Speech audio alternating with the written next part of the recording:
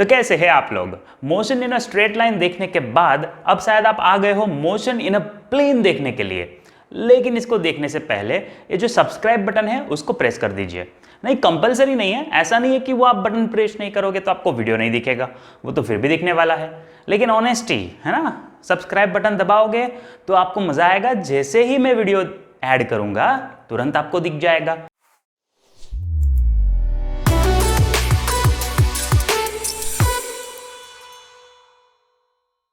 तो आइए स्टार्ट करते हैं chapter motion in a plane.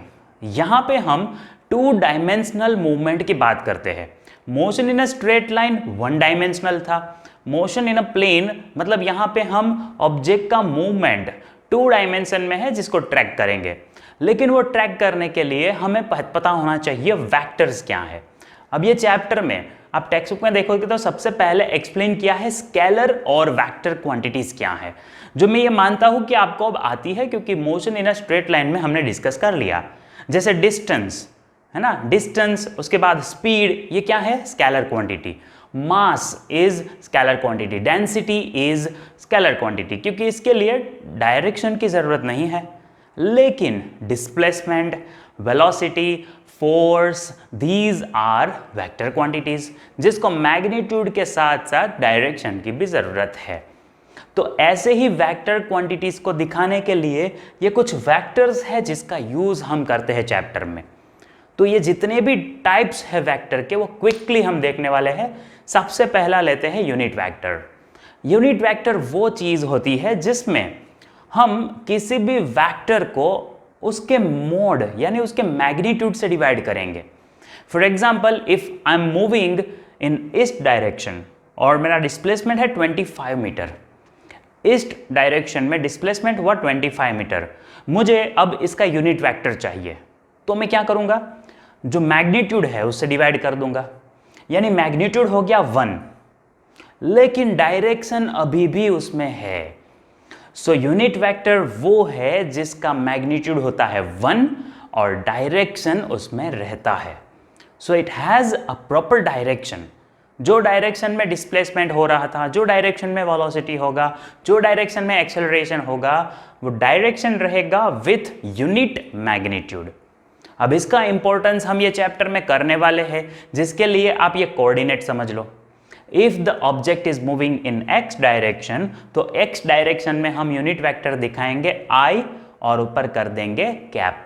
देखो, A cap is the unit vector of A, B cap will be the unit vector of B. अब इसको आप कैप बोल सकते हो, कुछ लोग इसको हैट बोलते हैं और कुछ लोग इसको कैरेट भी बोलते हैं। आई कैरेट मतलब एक्स डायरेक्शन में जो भी आपका एक फिजिकल क्वांटिटी दिया है उसका यूनिट वेक्टर।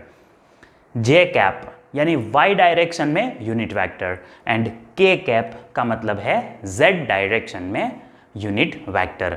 ये याद रखिएगा, आई जे के, एक्स डायरेक्शन में आई कैप, वाई डायरेक्शन में जे कैप और जेड डायरेक्शन में के कैप। ये 3 डायमेंशनल एक्सप्लेनेशन के लिए यूनिट वेक्टर्स हो गए। अब देखते हैं नल वेक्टर या जीरो वेक्टर। देखो, इसको जीरो या नल भी बोल सकते हो।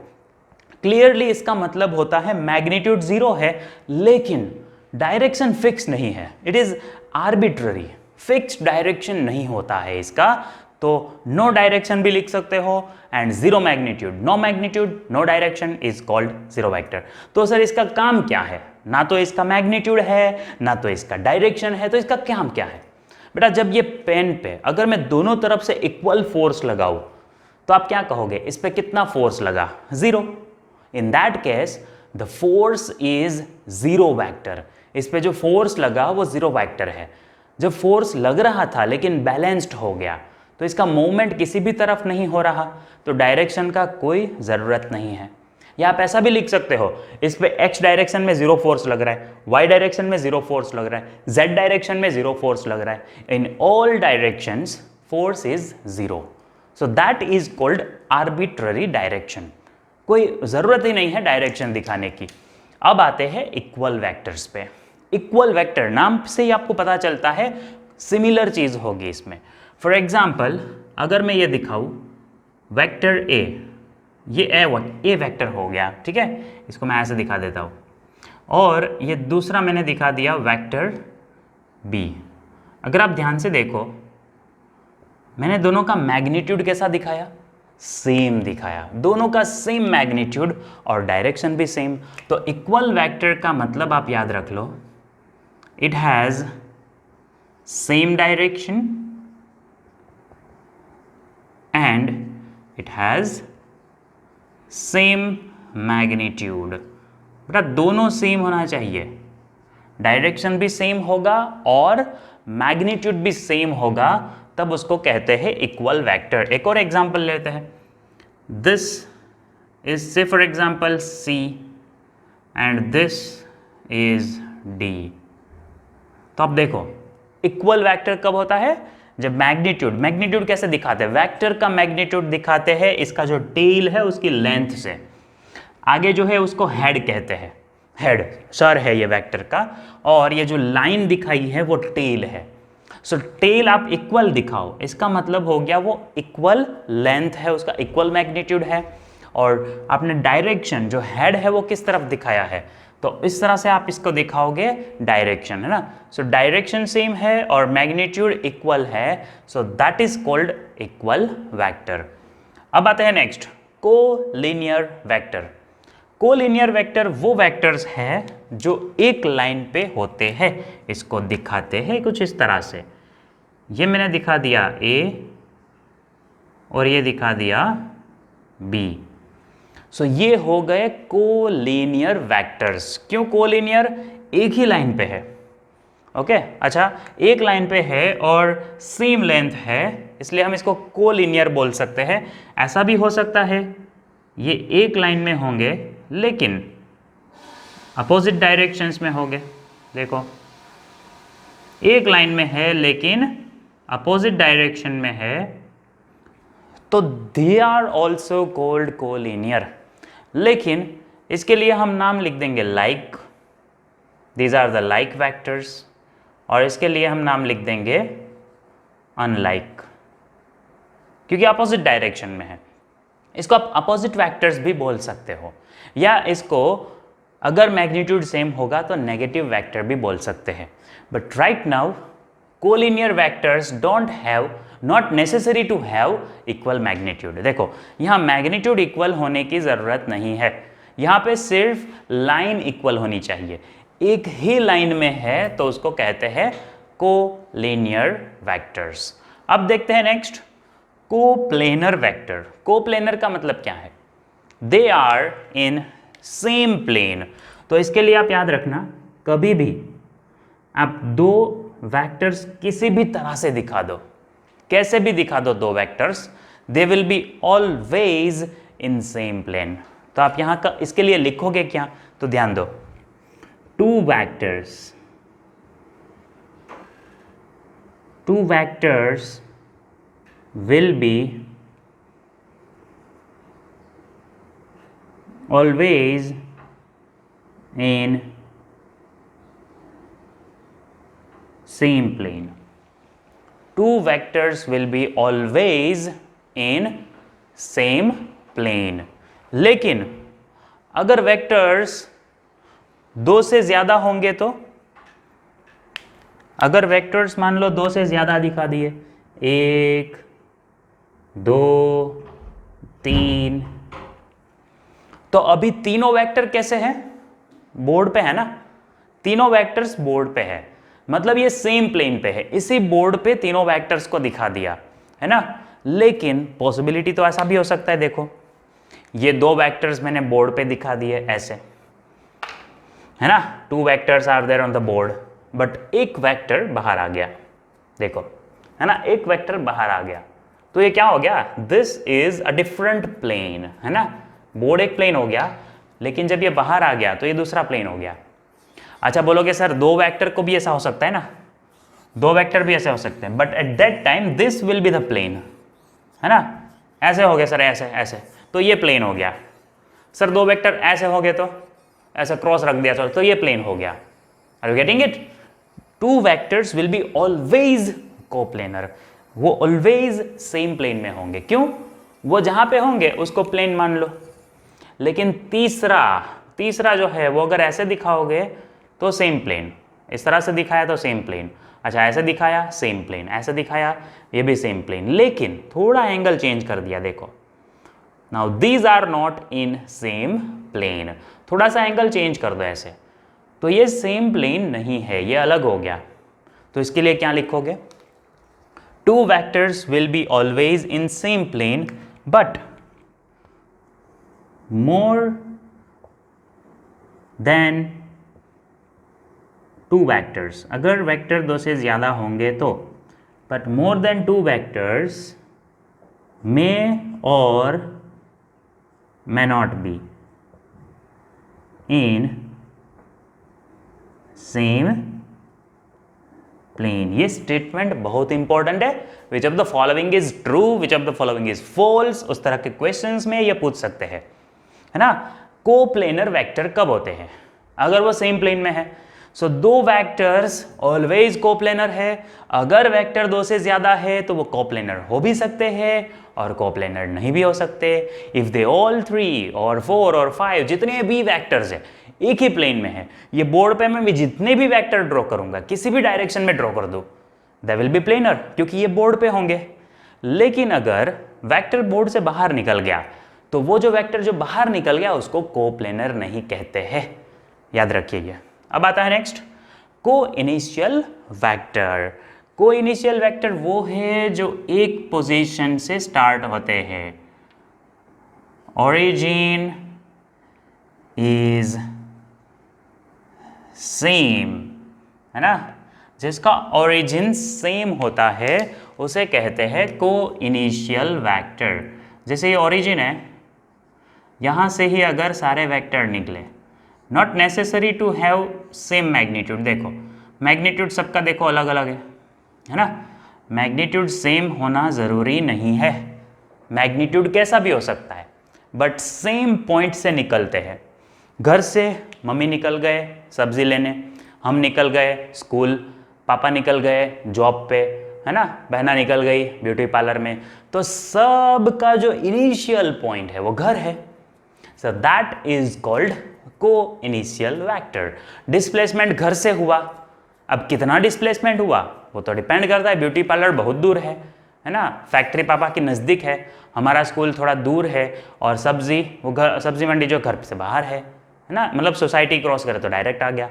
तो डिस्प्लेसमेंट सबका अलग हुआ, मैग्नीट्यूड सबका अलग, लेकिन ओरिजिन सेम है, घर से ही निकले सब, तो इसको कहते हैं को इनिशियल वेक्टर। अच्छा, यहाँ पे आपको थोड़ा सा है ना ऐसा पता चलना चाहिए कि जिस तरह से शुरुआत सबकी सेम हो सकती है, उसी तरह सबका अंत भी सेम हो सकता है ना। ऐसा थैनोस ने एक चुटकी बजा दी, सबका अंत हो गया, सबका अंत भी सेम होना चाहिए। जिस तरह से शुरुआत सेम होती है, तो ओरिजिन की जगह में लिख देता हूं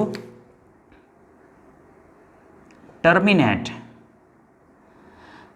टर्मिनेट एट सेम पॉइंट। जो सेम पॉइंट पे टर्मिनेट होते हैं उसको कहते हैं को टर्मिनस वेक्टर।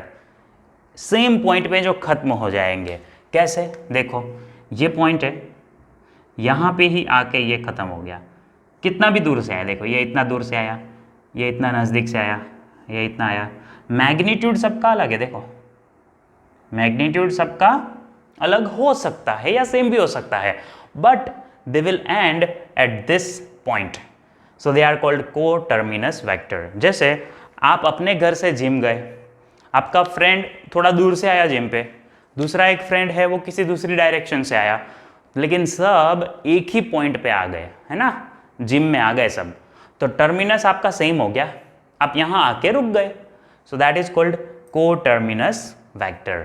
मैग्नीट्यूड यहाँ पे सेम होना ज़रूरी नहीं है, सेम होगा तो भी चलेगा but not necessary to be same. Parallel vector क्या है? अब पैरेलल वेक्टर वो है जिसके बीच में एंगल होता है 0। देखो ये A हो गया, ये B हो गया, आपने ध्यान से देखा तो मैंने दिखाया magnitude is not necessary to be equal, है ना, मैग्नीट्यूड इक्वल होना ज़रूरी नहीं है। ये C हो गया, ये D हो गया, अगर इक्वल देंगे तो हमें कोई प्रॉब्लम भी नहीं है, सो पैरेलल वेक्टर्स वो है जिसके बीच में थीटा 0 होगा। थीटा कैसा होगा? 0, ये याद रखना। और कोई कंडीशन नहीं, सिर्फ एक ही कंडीशन है, उसके बीच में थीटा होना चाहिए 0। अच्छा, इक्वल वेक्टर का मतलब क्या है? इसका डायरेक्शन सेम और मैग्नीट्यूड सेम। अच्छा, डायरेक्शन सेम मतलब पैरेलल तो हो गए ना, they are parallel. Direction same का मतलब है they are parallel. So each equal vector is a parallel vector. समझ में आ रहा है? हर एक इक्वल वेक्टर एक पैरेलल वेक्टर है, लेकिन हर एक पैरेलल वेक्टर इक्वल वेक्टर है ऐसा नहीं बोल सकते, क्योंकि यहां पे सिर्फ डायरेक्शन जो है वो सेम है। देखो, है ना, थीटा इज 0, डायरेक्शन सेम है, but magnitude may or may not B same, है ना। मैग्नीट्यूड इक्वल होना जरूरी नहीं है पैरेलल वेक्टर की डेफिनेशन में। लाइक वेक्टर को भी आप पैरेलल वेक्टर बोल सकते हो, because they also have theta 0। समझ में आ रहा है? Like vector is just like a parallel vector. अब लेते हैं anti parallel vector. Anti parallel vector में बोलो तो ये ए हो गया, ये बी हो गया, थीटा कितना होगा बोलो? कमेंट में लिख सकते हो। यहाँ थीटा 0 है तो पैरेलल वेक्टर हो गया। यहाँ थीटा कितना लिखूँ तो एंटी पैरेलल होगा? ये कितना एंगल हो जाता है? 180 डिग्री। समझ में आ रहा है? Theta will be 180 degree. Okay, तो ये हो गया एंटी पैरेलल। इसमें भी आप देखो, ध्यान से देखो थोड़ा, मैग्नीट्यूड सेम होगा भी या नहीं भी होगा। जैसे ये एग्जांपल में मैग्नीट्यूड सेम ले लिया मैंने, यहाँ मैग्नीट्यूड डिफरेंट ले लिया। So not necessary to be same, है ना। मैग्नीट्यूड इक्वल होना ज़रूरी नहीं है।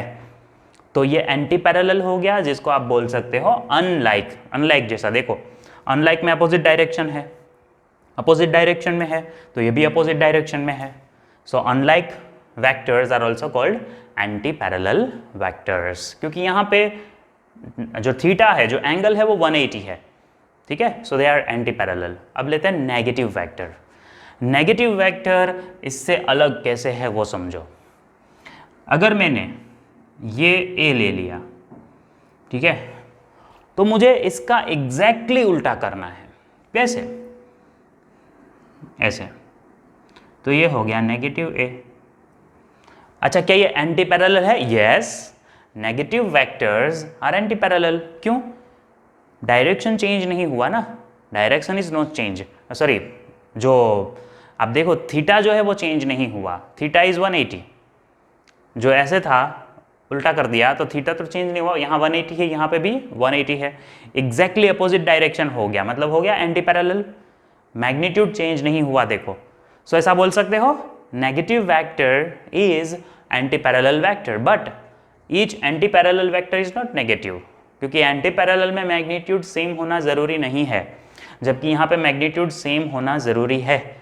सो नेगेटिव वेक्टर है क्या? अगर मैंने आपको लिखा c और इसका नेगेटिव वेक्टर दिखाओ तो आप दिखाओगे -c, बट आपको पता है ऐसा लिख नहीं सकते, c और ऐसे लिख नहीं सकते। तो इसको ऐसा लिखने के लिए दोनों को ऐसा दिखा दो मोड में। मतलब क्या है पता है? दोनों वेक्टर का मैग्नीट्यूड सेम है। ये c वेक्टर और ये उसका नेगेटिव c वेक्टर, दोनों का मैग्नीट्यूड कैसा है? सेम है। डायरेक्शन अपोजिट है, तो इसको कहते हैं अपोजिट वेक्टर और नेगेटिव वेक्टर। सो यहाँ से आपको MCQs ऐसे ही पूछ सकते हैं, which of the following statement is wrong, which of the following statement is correct. उसमें जैसे लिख दिया, if two vectors are there on a same line it is called coplanar vector, तो गलत हो गया। सेम लाइन में है उसका मतलब होता है कोलिनियर वेक्टर। ठीक है, कोप्लेनर क्या होता है? सेम प्लेन में है, then it is called coplanar. अच्छा, जो वेक्टर का मैग्नीट्यूड 0 है और डायरेक्शन आर्बिट्ररी है तो उसको क्या कहते हैं? It is called zero vector. जिसका डायरेक्शन फिक्स है और मैग्नीट्यूड यूनिट है, 1 है, that is called unit vector. तो इस तरह से आप प्रिपरेशन करो, यहाँ से MCQ बहुत ही इंपॉर्टेंट बन सकते हैं। ये हो गया हमारा पहला टॉपिक, टाइप्स ऑफ वेक्टर। अब हम देखते हैं ट्राइंगल लॉ ऑफ एडिशन। अगर हमें वेक्टर का एडिशन करना है तो सिंपल एल्जेब्रिक सम यहां नहीं कर सकते, वो हम कर सकते हैं स्केलर क्वांटिटी में। जैसे अगर 5 मीटर डिस्टेंस कवर हुआ पहले 2 सेकेंड में, और 3 मीटर डिस्टेंस कवर हुआ कोई भी डायरेक्शन में दूसरी 3 सेकेंड में। तो आपको पूछे टोटल डिस्टेंस कितना कवर हुआ, सो 5 + 3 आप लिख दोगे 8।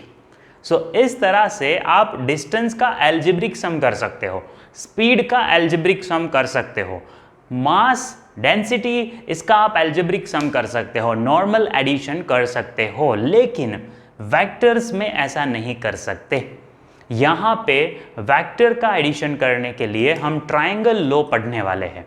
अब ट्रायंगल लॉ क्या है, उसके लिए सबसे पहले आपको ये टर्म समझना होगा, पैरेलल शिफ्ट। ये क्यों जरूरी है, देखो 2 वेक्टर्स मैंने दिखाए हैं, vector A and vector B.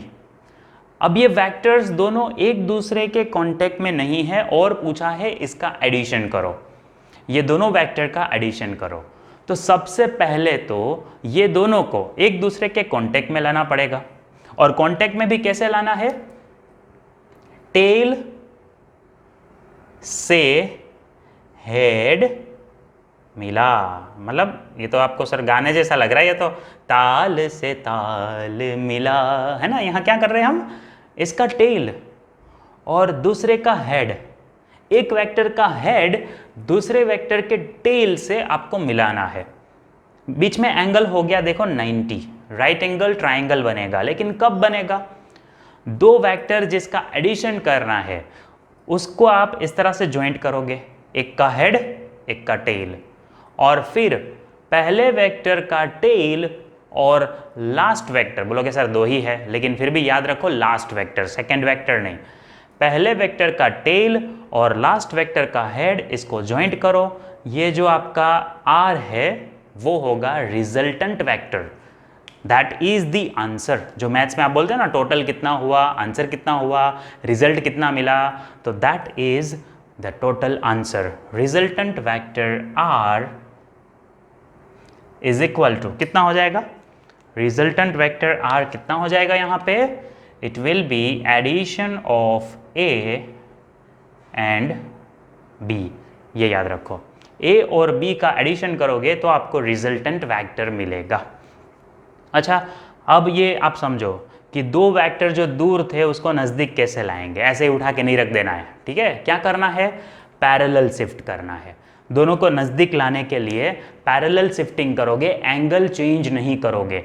ये ए वेक्टर है इस तरह से और ये बी वेक्टर है इस तरह से, है ना, दूर है ये, इसको पैरेलल शिफ्ट किया, इसको पैरेलल शिफ्ट किया। आप समझ रहे हो, ये 2 वेक्टर्स दूर है, अभी मुझे इसका एडिशन करना है तो मैंने इसका पैरेलल शिफ्टिंग किया। देखो सर अभी भी टच नहीं हुआ, तो इसका पैरेलल शिफ्ट करो, तो हो गया, इसका हेड और इसका टेल टच में आ गया। अभी दूर था, नज़दीक लाए, देखो पैरेलल शिफ्टिंग कर रहे हैं, एंगल चेंज नहीं हुआ, एंगल चेंज नहीं हुआ, हो गया टच।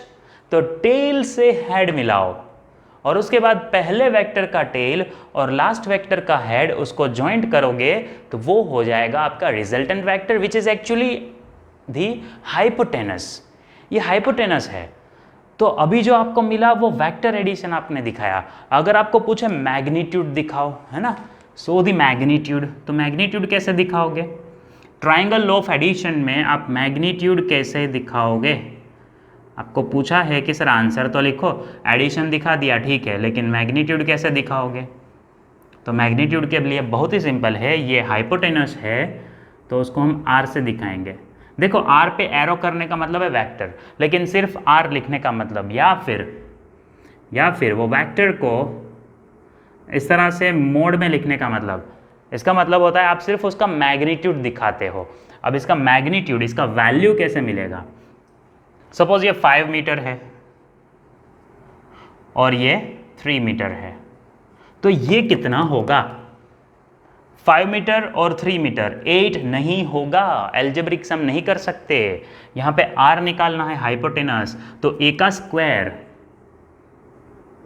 फिर b का स्क्वायर और ले लोगे उसका स्क्वायर रूट। अरे ये तो पाइथागोरस हो गया, है ना, पाइथागोरस थ्योरम। देखो ये राइट एंगल है तो ये हाइपोटेनस है, hypotenuse square is equal to side squares, दोनों साइड के स्क्वायर करोगे उसका एडिशन, और इसका स्क्वायर है, हमें वैल्यू चाहिए तो स्क्वायर रूट हो जाएगा दूसरी तरफ। ओके, ए स्क्वायर कितना है 5 स्क्वायर, 5 स्क्वायर दैट इज 25 और b स्क्वायर है 3 b का वैल्यू है 3, तो आंसर आएगा 25 प्लस 9 कितना होगा 25 प्लस 9 बोलो 34 होगा। 25 प्लस 9 विल बी 34। अच्छा 34 का स्क्वायर रूट अप्रॉक्स लिख दो, अप्रॉक्स है ना, 6 का स्क्वायर रूट 36 होता है, तो इसका आप अप्रॉक्स 5.8 लिख दो, अप्रॉक्स लिखा है मैंने। सो ये हो गया आंसर। यहाँ पे आप अगर 8 लिख के आओगे तो गलत हो जाएगा, इट इज़ नॉट 8, कितना होगा वो 5.8 मीटर। सो ये है ट्राइंगल लॉ ऑफ एडिशन। जो वेक्टर्स का एडिशन करना है उसके टेल और हेड को मिला दो, एक वेक्टर का टेल दूसरे वेक्टर का हेड, उसको मिला दो और ऐड कर दो, that becomes triangle law of addition. मतलब दोनों को मिला के फिर जो एक का टेल है और दूसरे का हेड है उसको ज्वाइंट करोगे, वो रिजल्टेंट वेक्टर होगा। अच्छा ये तो मैग्नीट्यूड हुआ। बोलेंगे सर डायरेक्शन कैसे मिलेगा, how to find direction, resultant का डायरेक्शन कैसे मिलेगा। सो एक्चुअली डायरेक्शन हम मेज़र करते हैं in form of theta. Suppose मैंने ए के साथ ये थीटा बना लिया, तो ये थीटा की वैल्यू कैसे निकलेगी, how to find value of theta, बोलेगा कोई, किसी को पता है थीटा की वैल्यू कैसे निकलेगी। टेन थीटा, थोड़ा सा ट्रिग्नोमेट्री पढ़ लो। टेन थीटा क्या होता है, बी अपॉन ए, जो बी का वैल्यू होगा वो, और यहाँ लिखो जो ए का वैल्यू है वो। अच्छा तो थीटा कैसे निकलेगा, टेन इनवर्स ले लो इसका, tan inverse of B and A. बहुत ही सिंपल है। ट्राइंगल लॉ जब यूज़ करते हो तो डायरेक्शन फाइंड करना भी बहुत सिंपल है। बी अपॉन ए लिखोगे मतलब क्या होगा, बी है 3, यहाँ लिख दो 3, और ये है 5, यहाँ लिख दो 5। So this will B tan inverse 3 upon 5। बस फिर ये वैल्यू किसके लिए आता है, वो हो गया आपका थीटा। सो इस तरह से आप डायरेक्शन भी फाइंड कर सकते हो, लेकिन ये जो थीटा मिलेगा वो अलॉन्ग ए वेक्टर है ना, ए वेक्टर की डायरेक्शन से कितना एंगल होगा आपके रिजल्टेंट वेक्टर का। अब अगर पूछा अलॉन्ग द बी वेक्टर कितना होगा, तो आप यहाँ थीटा लोगे, यहाँ थीटा लोगे तो टेन थीटा क्या आएगा, ए अपॉन बी, तो वो हो गया डायरेक्शन अलॉन्ग बी एक्सिस है ना, अलॉन्ग बी वेक्टर। सो इस तरह आप वेक्टर का क्या निकाल सकते हो, डायरेक्शन भी निकाल सकते हो। मैग्नीट्यूड और डायरेक्शन ये दो चीज़ें एडिशन से आपको निकालनी होती है। ट्राइंगल लॉ में ये बहुत ही सिंपल है, ये समझ में आना चाहिए। लेकिन यहाँ पे दो वेक्टर है, सर कभी वेक्टर ज़्यादा होंगे तो सपोज ये ए टू बी, अर्जुन भाई चल रहे हैं ए टू बी, जिसको ओ डायरेक्शन से दिखा दो। Say for example this is 3 meter चले, फिर बी टू सी वापस चले 2 मीटर, अभी भी थके नहीं है, सी टू डी गए है ना, फिर से मान लो 4 मीटर चले, और फिर डी टू ई चल गए, कितने चल गए, मान लो ये 3 मीटर चले, मतलब थकने का नाम नहीं ले रहे अर्जुन भाई है ना, A to B, B to C, C to D, D to E. तो डिस्टेंस कवर कितना हुआ, अगर आपको पूछा यहाँ कितना डिस्टेंस कवर हुआ, तो आप कैसे निकालोगे डिस्टेंस को, डिस्टेंस तो स्केलर क्वांटिटी है ना, 5, 3 + 2 5, 5 + 4 9, 9 + 3 12, वेरी गुड, 12 मीटर हो गया आपका डिस्टेंस, आपका नहीं अर्जुन भाई का, अर्जुन भाई चले है ना, ये आप नहीं चले हो, तो अर्जुन भाई का डिस्टेंस हो गया इतना। लेकिन किसी ने पूछा कि डिस्प्लेसमेंट कितना हुआ, तो displacement is a vector quantity. यहाँ पे हम डिस्प्लेसमेंट कैसे दिखाएंगे, डिस्प्लेसमेंट ये वाला डिस्प्लेसमेंट है, सपोज उसको हम एक वेक्टर नाम दे देते हैं x, हर बार रिजल्टेंट वेक्टर r ऐसा लिखना ज़रूरी नहीं है, यहाँ रिजल्टेंट वेक्टर हम x बोल देते हैं है ना, हमें x फाइंड करना है, तो x कैसे मिलेगा, देखो टेल से हेड जोड़ दिया, टेल से हेड जोड़ दिया है ना, तो बहुत ही सिंपल है, this is equal to vector o plus vector p plus vector q plus vector r, बहुत सिंपल। लेकिन x का वैल्यू कैसे मिलेगा, x का वैल्यू बोले सर है ना ओ पी क्यू आर 3 2 4 3, वो नहीं लिख सकते। यहाँ पे आपको अगर x का वैल्यू चाहिए x का वैल्यू मैग्नीट्यूड चाहिए, अगर x चाहिए तो आपको क्या करना पड़ेगा? आप देखो ये दोनों पैरेलल है ना, तो टोटल कितना है ये, यहाँ से लेकर यहाँ तक ये टोटल कितना है, 3 और 4 7 मीटर ऐसा, और यहाँ से लेकर यहाँ तक ये टोटल कितना है, ये इतना कितना है, 3 और 2 5। सो आपके पास ऐसे देखो तो दो वैल्यूज आ गए, 7 तो उसका स्क्वायर कर दो, प्लस ये कितना है 2 + 3 5 है ना, ये दोनों का स्क्वायर कर दो और फिर ले लो square root. So 7 square 49 and 5 square 25। अब इसका टोटल कर दो, 50 और 74 हो गया टोटल, स्क्वायर रूट 74, बस ये हो गया आपका आंसर, बहुत सिंपल। और अगर थीटा पूछ लिया, थीटा पूछ लिया तो tan इनवर्स, ये मान लो थीटा है, तो इसके अपोजिट साइड ये है पूरा 5 और एडजेसेंट साइड है ये 7, तो इस तरह से एंगल मिल जाएगा, है ना। सो ट्राइंगल ऑफ एडिशन याद रखना, आपको अगर इस तरह से ऐसे करके 3 4 5 ज़्यादा वेक्टर्स दिए हैं तो उसका एडिशन कैसे करोगे, सारे वेक्टर्स को टोटल इस तरह से ज्वाइन कर दो, है ना, हेड टू टेल। ओके, अच्छा एक और क्वेश्चन पूछ लेता हूँ, चलो ध्यान से देखना, इसका आंसर देना है। ये हो गया A, ये हो गया B, ये हो गया C और ये हो गया R। ये A, ये B, ये C।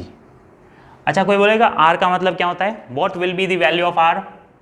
इसमें R क्या होगा, R क्या होता है, ये हेड फिर टेल टू हेड फिर टेल टू हेड, और ये फर्स्ट का टेल और लास्ट का हेड, मतलब ये एडिशन दिखा रहा है, किसका एडिशन है, A, B और C। बहुत ही सिंपल हो गया।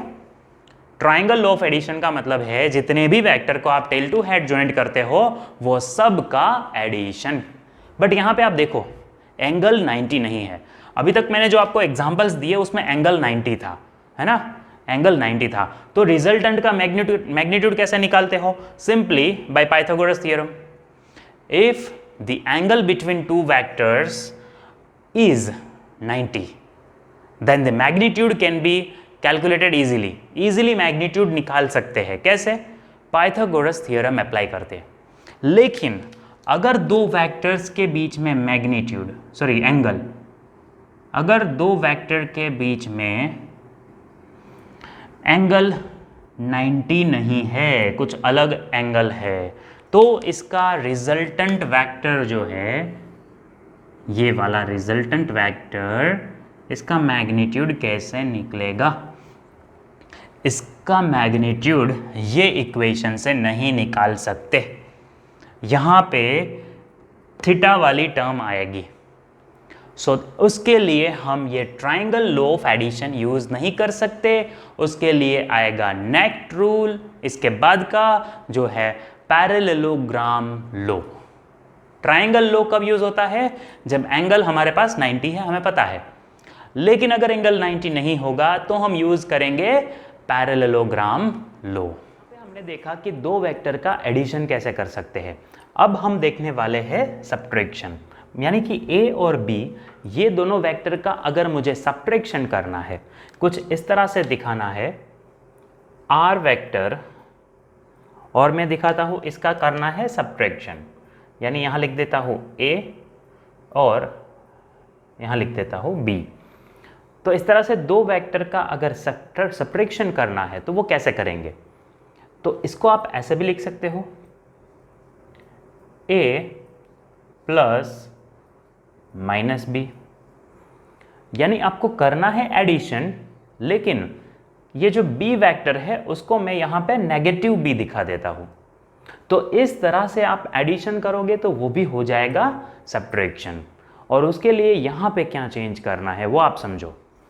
ये अगर B वेक्टर है तो मैं इसका अपोजिट वेक्टर ड्रॉ करूँगा, यानी कि पीछे की तरफ, है ना, यहाँ ये जो वेक्टर पीछे की तरफ हम ड्रॉ करेंगे, ये कौन सा वेक्टर हो गया, नेगेटिव बी वेक्टर। और अब इसको हम ऐड करेंगे तो ये हो गया हमारा नया रिजल्टेंट वेक्टर, है ना। अब ये रिजल्टेंट नहीं है, ये हमारा रिजल्टेंट वेक्टर है, यानी ए और नेगेटिव बी इसको ऐड करेंगे तो रिजल्टेंट वेक्टर मिलेगा। तो इस तरह से इसको हम सब्ट्रैक्ट कर सकते हैं। दो वेक्टर का सब्ट्रैक्शन भी हो सकता है, और इसका भी अगर आपको मैग्नीट्यूड निकालना है, ऐसा लिखो या तो इसको ऐसा लिखो, है ना। तो मैग्नीट्यूड अगर निकालना है तो ये दोनों का मैग्नीट्यूड आप निकालोगे, दोनों वेक्टर्स का सब्ट्रैक्शन में मैग्नीट्यूड निकलेगा कुछ इस तरह से। यहाँ आप लिखोगे ए स्क्वायर, फिर लिखोगे बी स्क्वायर और -2ab कोस थीटा। अच्छा, ये जो एंगल है थीटा जो है वो एंगल है, ये दो वेक्टर के बीच में जो एंगल होता है वो। तो इस तरह आप किसी भी सब्ट्रैक्शन का भी मैग्नीट्यूड निकाल सकते हो। अगर दो वेक्टर का सब्ट्रैक्शन करते हो तो उसका वैल्यू कितना आएगा वो आप इस तरह से निकाल सकते हो। तो सब्ट्रैक्शन भी बहुत इजी है, इसमें भी आप एडिशन करोगे, जो वेक्टर का आपको सब्ट्रैक्शन करना है उसको आप एज अ नेगेटिव वेक्टर दिखाओगे और सब्ट्रैक्शन हो जाएगा। अब हम देखने वाले हैं parallelogram law of vector addition. यहाँ पे आपको जो दो वेक्टर्स दिए हैं वो दोनों टेल से जुड़े हुए हैं, तो यहाँ पे आप ट्राइंगल लॉ अप्लाई नहीं कर सकते। दो वेक्टर्स जब टेल से जुड़े हैं तो आप उसका एक इमेजिनरी पैरेललोग्राम बनाओगे। ये देखो, ये इमेजिनरी पैरेललोग्राम हमने बना दिया, और उसका जो डायगोनल है वो है रिजल्टेंट। ये जो डायगोनल हमने दिखाया है वो रिजल्टेंट वेक्टर है, that is equal to the addition of this two vectors. तो रिजल्टेंट वेक्टर हमें मिलेगा वो इस तरह से होगा। अगर ये दोनों वेक्टर का एडिशन करना है तो इससे जो पैरेललोग्राम बना, ये B से पैरेलल है तो आप इसको भी B बोल सकते हो, और ये A से पैरेलल है तो आप इसको भी A बोल सकते हो। तो ये पैरेललोग्राम का अगर आप डायगोनल बनाते हो तो वो बन गया A प्लस B, वो है रिजल्टेंट। अब यहाँ आप ध्यान से देखो तो ये B वेक्टर है और ये A वेक्टर है, तो हो गया ये भी ट्राइंगल लॉ। आपने पैरेललोग्राम लॉ यूज किया, बट एक्चुअली यहाँ पे आप वही कर रहे हो जो आपने ट्राइंगल लॉ में किया था। एक वेक्टर का हेड दूसरे वेक्टर का टेल वो ज्वाइंट कर दिया, फिर पहले वेक्टर का टेल और लास्ट वेक्टर का हेड ज्वाइंट करने से मिल गया रिजल्टेंट। तो ये रिजल्टेंट कैसे मिला? ए और बी का एडिशन करने से, इसका हेड और इसका टेल ज्वाइंट करने से। सो इस तरह से आप रिजल्टेंट वेक्टर फाइंड कर सकते हो। लेकिन अगर हमें इसका मैग्नीट्यूड चाहिए तो वो कैसे मिलेगा? तो उसके लिए टू फाइंड मैग्नीट्यूड इसका हमें डिराइव करना है इक्वेशन। मैग्नीट्यूड के लिए इक्वेशन डिराइव करना है, तो आप यहाँ पे ट्राइंगल लोगे OQN, ये ट्राइंगल लो, क्योंकि मैग्नीट्यूड के लिए हम ट्राइंगल लो ही यूज करेंगे पैरेललोग्राम में भी। तो ये ट्राइंगल आप देखो OQN, कैसे? मैंने Q से ये लाइन पे वेक्टर B का जो लाइन है उस पर एक परपेंडिकुलर ड्रॉ किया, तो ये राइट एंगल ट्राइंगल हो गया। कौन सा? OQN दिख रहा है, ये बड़ा सा ट्राइंगल, ये राइट एंगल ट्राइंगल हो गया। अब इसमें PN का वैल्यू क्या होगा? आपको इतना बेसिक मैथ्स आना चाहिए कि जो एंगल जो लाइन के साथ बनता है वो हो जाता है A cos थीटा। ये लाइन क्या बन जाएगा? ये बन जाएगा A cos थीटा, और जो लाइन उसके सामने है ये वाली लाइन क्या बन जाएगी? A sin theta. Opposite line will become sin theta, और जो एडजेसेंट लाइन है, बेस है, वो बन जाएगा cos theta. Perpendicular is sin theta, base is cos theta. ये A कहाँ से आया? इसका पैरेलल है, इसलिए हमने ये लिखा। अब अगर आप ये ट्राइंगल में पाइथागोरस थ्योरम लगाते हो तो R देखो, R वो हाइपोटेनस है, R जिसको आप अभी OQ लिख दो, चलो ये OQ है, ठीक है। तो यहाँ पे आप लिख दो OQ square is equal to, ये पूरा है ON उसका स्क्वायर, और ये है QN उसका स्क्वायर। ये तो पाइथागोरस थ्योरम लगाया, ठीक है। Hypotenuse square is equal to base square plus perpendicular square. O Q is our resultant, तो आप यहाँ लिखोगे आर स्क्वायर। ओ एन क्या है? O P plus P N है, ओ पी और पी एन को मिला के बनता है। ओ एन की जगह आप लिखोगे O P plus P N square, और क्यू एन क्या है? A sine theta, A sine theta square. अच्छा, ओ पी यानी कि बी वेक्टर है ना, तो यहाँ लिखोगे बी, और पी एन का वैल्यू क्या है? ए कॉस थीटा, तो यहाँ लिख दो ए कॉस थीटा। इसका स्क्वायर कर दोगे आप। अब ये वाला ब्रैकेट जो है उसको सॉल्व करो, B square plus 2ab cos theta, ऐसे लिखोगे 2ab cos theta plus A square cos square theta, A square cos square theta. ये ब्रैकेट सॉल्व हो गया। अब इसको सॉल्व करो तो ये हो गया A square sine square theta.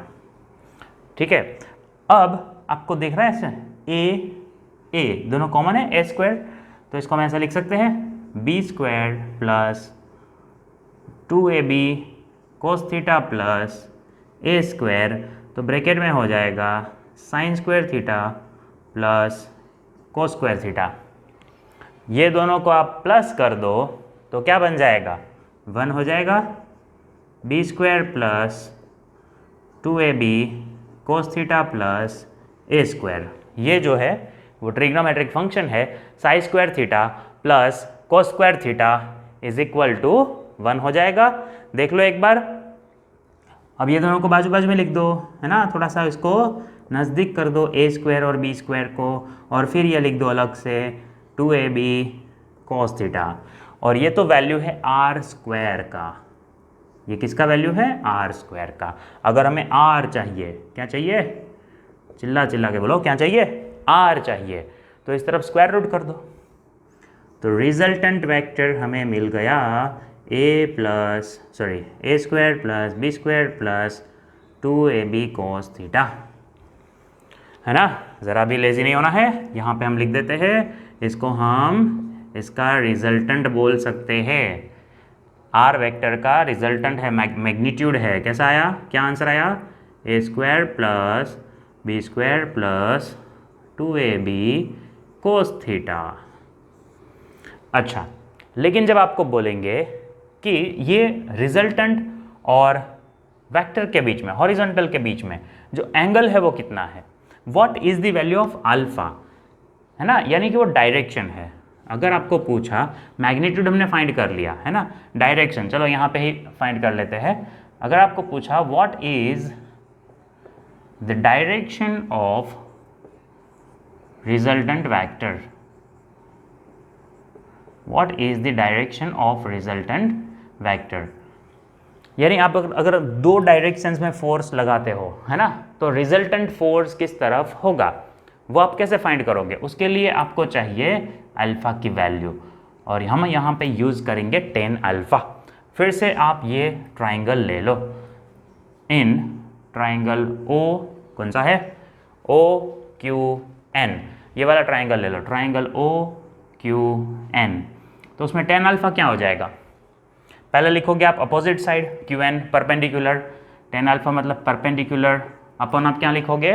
Base लिखोगे, ओ एन, है ना, perpendicular upon base. Q N तो आपको पता है ए साइन थीटा है।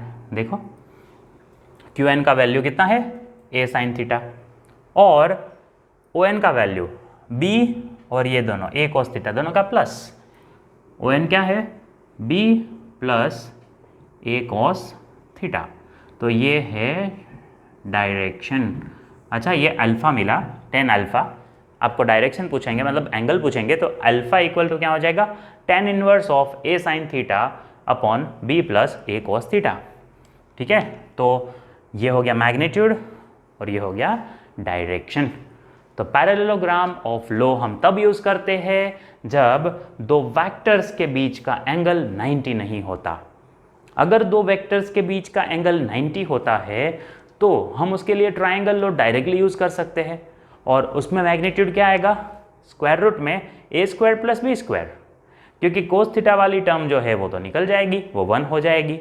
इसलिए जब अगर परपेंडिकुलर है, अगर राइट एंगल ट्राइंगल बनता है दो वेक्टर्स के बीच में, यानी कि दो वेक्टर्स के बीच में अगर 90 का एंगल है तो आपको पैरेललोग्राम यूज करने की कोई ज़रूरत नहीं है, आप उसमें सिर्फ ट्राइंगल यूज करो। a square plus B square will be magnitude, square root of a square plus B square. But अगर एंगल चेंज होता है, थीटा अगर 90 से अलग है तो आप यूज करोगे पैरेललोग्राम लो। या तो आप ऐसा समझो, अगर दो वेक्टर्स का टेल जुड़ रहा है, एक ही ऑब्जेक्ट पे अगर डिफरेंट डायरेक्शंस में फोर्स लगता है तो रिजल्टेंट वेक्टर फाइंड करने के लिए आप पैरेललोग्राम लो यूज करोगे। अब हम देखने वाले हैं मल्टीप्लिकेशन ऑफ वेक्टर्स। हम किसी भी वेक्टर्स का मल्टीप्लिकेशन दो तरह से कर सकते हैं, या तो डॉट प्रोडक्ट करेंगे या फिर हम करेंगे क्रॉस प्रोडक्ट। तो सबसे पहले देखते हैं डॉट प्रोडक्ट।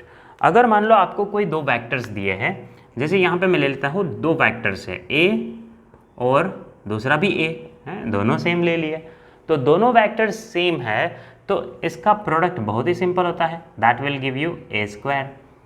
और अगर पूछा इसका मैग्नीट्यूड कितना होता है, मान लो आपको इसका मैग्नीट्यूड पूछा, ये दोनों डॉट प्रोडक्ट का मैग्नीट्यूड कैसे दिखाता है, मैग्नीट्यूड ऐसे मोड में रख देते हैं, ठीक है। तो इसका मैग्नीट्यूड भी वही होता है a स्क्वायर, मैग्नीट्यूड भी सेम रहेगा। ऐसा क्यों हुआ, उसके लिए हम एग्जांपल लेते हैं यूनिट वेक्टर्स का। मैं दो यूनिट वेक्टर्स ले लेता हूँ x एक्सिस के, है ना।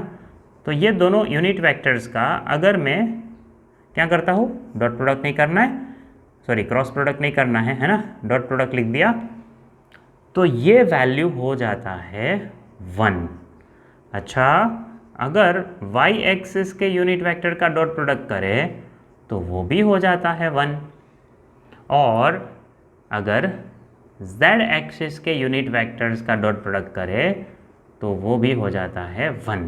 क्यों ऐसा, ये दोनों का मैग्नीट्यूड तो 1 है, तो 1 इंटू 1 ये हो जाता है 1, क्योंकि उसके बीच में जो एंगल है वो 0 है, तो एंगल 0 है, इसका मतलब कोस 0 लगाएंगे हम, और कोस 0 का वैल्यू होता है 1। सो आंसर आएगा i into I 1, j into J 1 and k into के 1। अच्छा, तो अब आपको यहाँ पे क्वेश्चन होना चाहिए कि i और j परपेंडिकुलर है तो cos 90 लगेगा, दैट विल बी 0, तो i into J will become 0।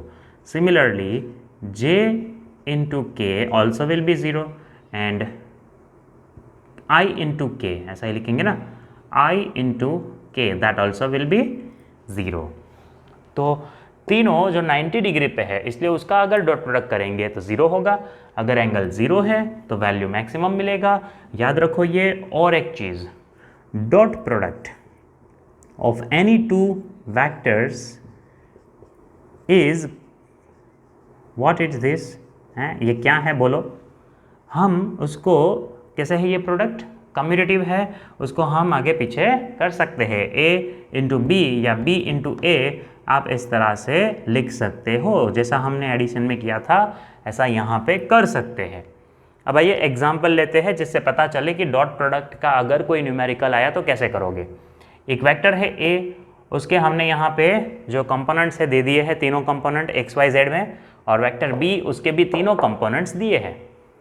इसका करना है डॉट प्रोडक्ट, तो क्या होगा आंसर बोलो। डॉट प्रोडक्ट करना है a और b का, तो पहले तो आप एज इट इज़ लिख दोगे ये 2i minus 3j plus 3j, हाँ नॉट dj, डॉट करके फिर आप लिखोगे ये minus i plus 2j minus k। अब आपको क्या करना है, x कंपोनेंट का पहले प्रोडक्ट ले लो, ये 2 और ये -1, आंसर आएगा 2 इंटू -1, कर दिया ये डॉट प्रोडक्ट, और i इंटू आई तो 1 हो जाता है, फिर माइनस का साइन लगा के 3 और ये 2, 3 और ये 2, j इंटू जे 1 हो जाएगा, फिर प्लस और ये माइनस है तो आंसर फिर से माइनस होगा, 4 और यहाँ से वैल्यू ले लो 1, k इंटू के हो जाता है फिर से 1, तो आंसर कितना आएगा देखो, 2 इंटू 1 -2, यहाँ पे है -2, ये है -6 और ये है -4, तो ये तो सबका एडिशन होगा, तो -12। -12 is the product of this. अगर आपको मैग्नीट्यूड पूछा तो आप क्या करोगे, इसका मॉड निकालोगे, तो इसका मॉड निकालोगे तो आंसर आ जाएगा +12। सो इस तरह आप एडिशन मल्टीप्लिकेशन कर सकते हो, दैट इज डॉट प्रोडक्ट कर सकते हो किसी भी दो वेक्टर्स का। अब देखते हैं क्रॉस प्रोडक्ट कैसे करेंगे। क्रॉस प्रोडक्ट के लिए आपको ये समझ में आना चाहिए कि अगर दो वेक्टर दिए ए और दूसरा भी मैं सेम ले लेता हूँ, और अब ये क्रॉस प्रोडक्ट दिखाना है ना, ये दोनों के बीच में क्रॉस प्रोडक्ट दिखाना है, दोनों सेम है, तो यहाँ पे भी एक स्क्वायर होगा, है ना, इसका और इसका, दोनों का आप क्या करोगे, मल्टीप्लिकेशन करोगे तो वैल्यू a² होगा। लेकिन क्योंकि दोनों के बीच में जो एंगल है वो 0 है, तो यहाँ पे इंटू 0 हो जाएगा। इंटू 0 कौन सा, इसका साइन वैल्यू हम लेते हैं, sine 0, that value become 0, so the overall answer will be 0। अगर दो सेम वेक्टर्स का आप क्रॉस प्रोडक्ट करते हो तो आंसर 1 नहीं होगा, है ना, answer will not be 1, it will become 0। अब देखते हैं जो x, y और z डायरेक्शन में कंपोनेंट है उसका आंसर क्या आएगा। जैसे हम i इंटू आई करें वो सेम होगा j into J, cross product sorry, i cross i, j cross j और k क्रॉस k, ये वैल्यूज़ सारे सिमिलर होंगे, it will be 0। But if the values are like this, i into J, तो इसका answer आएगा k, i into जे का answer आएगा k, फिर j इंटू k, इसका आंसर क्या आएगा i, एंड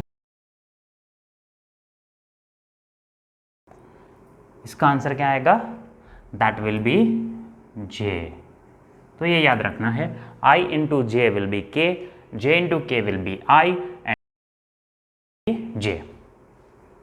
अब लेते हैं नेक्स्ट, अगर आपको सपोज दो वेक्टर्स दिए, यहाँ पे लिख देता हूँ वेक्टर a जिसका वैल्यू 3 कंपोनेंट्स जो इसके होते हैं x,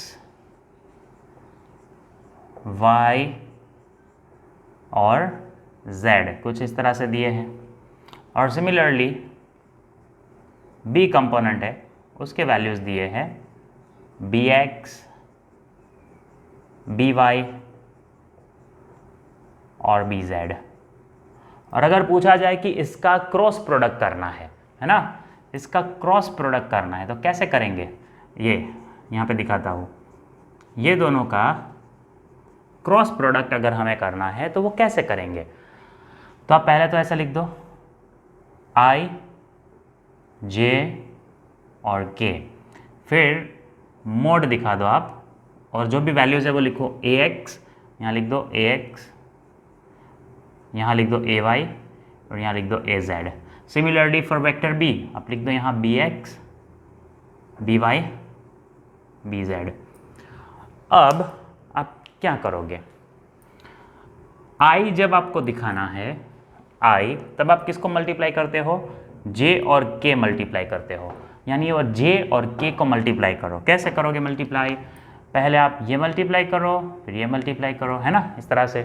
तो ये दिखा दो ay bz, यहाँ लिखता हूँ मैं ay bz, इसको मल्टीप्लाई करोगे, फिर उसमें से ये माइनस करो, माइनस क्या करोगे by az, है ना, ये आपने माइनस किया, और j और k का मल्टीप्लिकेशन है तो आप यहाँ लिखोगे i, j और k का क्रॉस प्रोडक्ट आपको क्या देगा, i का वैल्यू देगा। सिमिलरली अब j लिखना है तो आप क्या करोगे, what will you do for j, आपको एक्चुअली k और फिर i मल्टीप्लाई करना होता है, लेकिन आप ऐसे करोगे i इंटू k, है ना, ऐसा लिखोगे तो यहाँ पे जो आंसर है वो आपका माइनस आएगा, माइनस वैल्यू हो जाएगा। कैसे, ax और bz करोगे आप, है ना, यहाँ पे आप लिखोगे ax bz और फिर माइनस में bx az,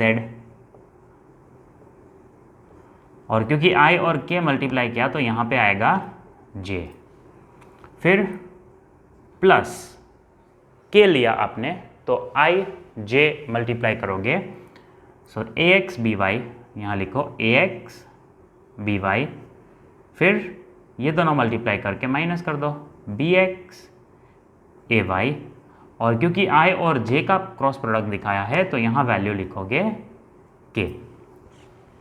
तो ये इक्वेशन बहुत ही इंपॉर्टेंट है, क्रॉस प्रोडक्ट आप इसका इस तरह से दिखाओगे। मैग्नीट्यूड कैसे निकालेंगे तो वो मैं आपको ये न्यूमेरिकल में सिखाऊंगा। देखो यहाँ पे एक सिंपल न्यूमेरिकल है, मैंने एक वेक्टर p के 3 कंपोनेंट दिखाए और एक वेक्टर q उसके 3 कंपोनेंट दिखाए, इसका क्रॉस प्रोडक्ट करना है और फिर उसका मैग्नीट्यूड निकालना है। तो सबसे पहले हम कर लेते हैं क्रॉस प्रोडक्ट p और q।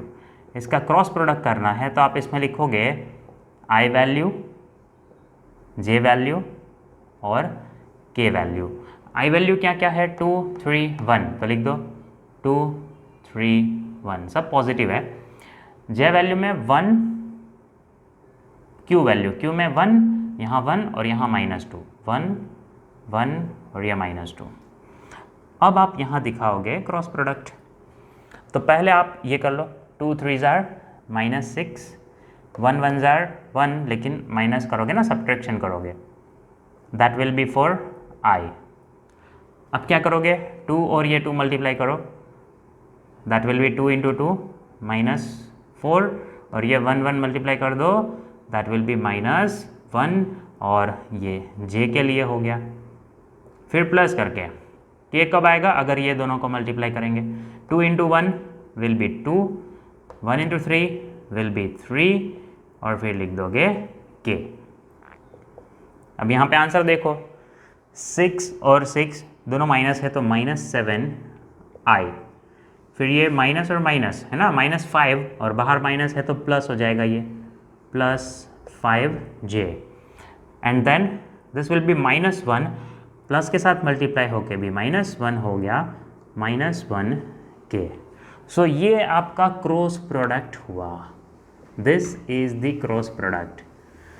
मैग्नीट्यूड अगर पूछा तो कैसे निकालोगे magnitude, how to get the magnitude, तो इसका इक्वेशन याद रखना, p क्रॉस q। अगर आपको इसका मैग्नीट्यूड चाहिए तो इसके जो भी ये 3 कंपोनेंट है उसका स्क्वायर करके स्क्वायर रूट निकालो। -7 है उसका स्क्वायर करो, +5 है उसका स्क्वायर करो, और -1 है उसका स्क्वायर करो, और फिर निकाल दो स्क्वायर रूट। बहुत ही सिंपल हो गया ना। अगर आपको मैग्नीट्यूड निकालना है तो जो भी x y z में कंपोनेंट्स है उसका आप क्या करोगे, स्क्वायर करके मैग्नीट्यूड निकालोगे। तो स्क्वायर करके मैग्नीट्यूड आप निकालोगे, 7 का स्क्वायर 49, 5 स्क्वायर 25, और 1 स्क्वायर विल बी 1। चलो 49 एंड 1 50, और ये हो गया उसमें ऐड, तो ये कितना आ गया 75। क्या 75 किसी का स्क्वायर है, चेक करो, 8 8 जार 64, एंड और क्या होता है 9 9 जार 81, तो ये तो बहुत ही डिफरेंट है। तो 75 का स्क्वायर रूट आप निकालोगे, that will be your magnitude. अब इतना तो आप समझ सकते हो, यहाँ पे जो आंसर है वो 8 और 9 के बीच में होगा, but will be very close to 9, 8.6 8.7 ऐसा कुछ आपका आंसर होगा। देखना है MCQs में आपको कैसे दिया है, it may be given in form of square root only, है ना, square root 75, square root 53, square root 49, ऐसे भी दे सकते हैं। तो ऐसे टाइम पे ज़्यादा आपको स्पीड नहीं करना है, जो आंसर आता है चेक करो ऐसा सेम ऑप्शन में दिया है कि नहीं। सो डॉट प्रोडक्ट समझ लेना है आपको कैसे होता है, और क्रॉस प्रोडक्ट। अब जैसे यहाँ पे हमने लिखा डॉट प्रोडक्ट को हम ऐसा लिख सकते हैं, बट क्रॉस प्रोडक्ट को इस तरह से नहीं लिख सकते, ये भी ध्यान रखना। अगर आप p क्रॉस q करते हो तो q क्रॉस p नहीं कर सकते। क्यों नहीं कर सकते, क्योंकि इसका आंसर आएगा नेगेटिव। सो p क्रॉस q का जो वैल्यू होगा उसका नेगेटिव हो जाएगा q क्रॉस पी। सो आप यहाँ बोल सकते हो कि ये कम्यूटेटिव है, ये कम्यूटेटिव नहीं है। तो डॉट प्रोडक्ट और क्रॉस प्रोडक्ट का प्रैक्टिस कर लो। तो वेक्टर्स को अच्छी तरह से समझने के बाद अब वो वेक्टर लॉज को अगर आप पोजीशन, वेलोसिटी और एक्सेलरेशन में अगर इंप्लीमेंट करना चाहते हो तो कैसे कर सकते हैं। तो सबसे पहले मैंने यहाँ पे आपको एक ग्राफ दिखाया है जिसमें पोजीशन दिखाया है किसी ऑब्जेक्ट का, और वो ऑब्जेक्ट का पोजीशन मैंने वेक्टर p से दिखाया है। तो आप ये वेक्टर p कुछ इस तरह से लिख सकते हो, vector p is equal to 2 और 3 का मतलब है ये x कंपोनेंट है और ये y कंपोनेंट है। तो p वेक्टर यानी ये जो ऑब्जेक्ट है वो कौन सी जगह पे है, वो ये कोऑर्डिनेट से पता चलता है कि x एक्सिस पे वो 2 पॉइंट दूर है और y एक्सिस पे 3 पॉइंट दूर है। इस तरह से आप किसी भी वेक्टर को दिखा सकते हो। अब ये p वेक्टर हमने दिखाया, लेकिन इसका x कंपोनेंट कितना होगा और सिमिलरली y कंपोनेंट कितना होगा, ये कैसा पता चले। तो ये जो कंपोनेंट है उसको हम नाम देते हैं px, है ना, px कंपोनेंट हो गया। और उसका वैल्यू कैसे मिलेगा हमें, px का वैल्यू कैसे मिलेगा। तो बहुत ही सिंपल है, यहाँ पे हमने एंगल बनाया है वो px के साथ है, तो हाइपोटेनस के साथ आप लिख दोगे कोस थीटा, जिसके साथ एंगल बना वो हो जाता है कोस थीटा।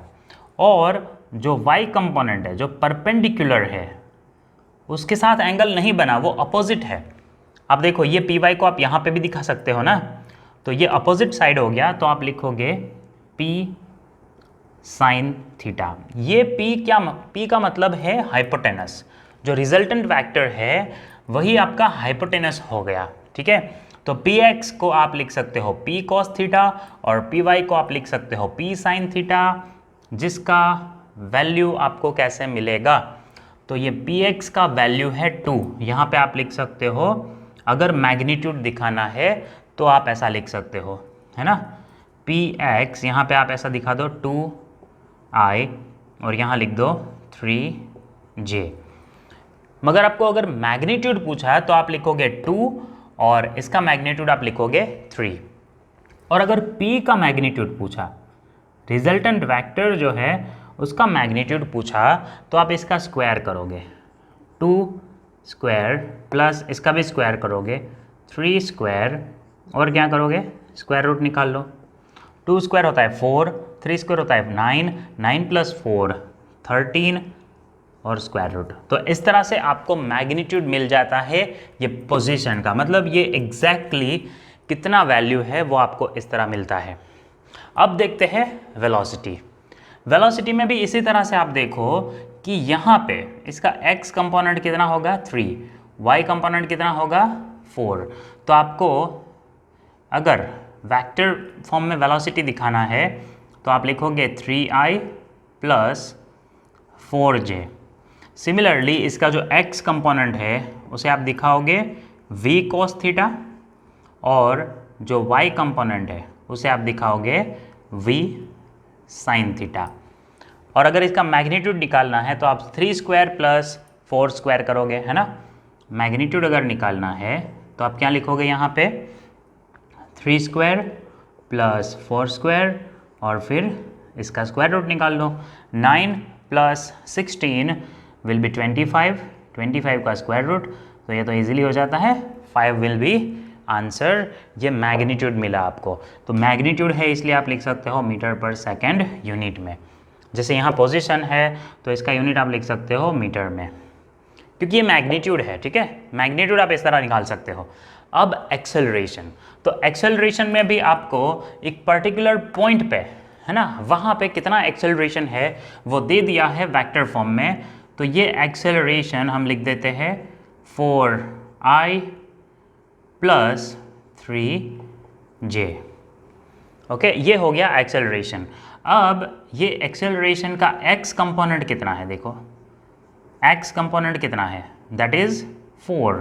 तो आप उसको ऐसे भी लिख सकते हो और कोस थीटा के फॉर्म में लिखना है, तो क्योंकि इसके साथ एंगल बना है इसलिए आप यहाँ लिखोगे a कोस थीटा।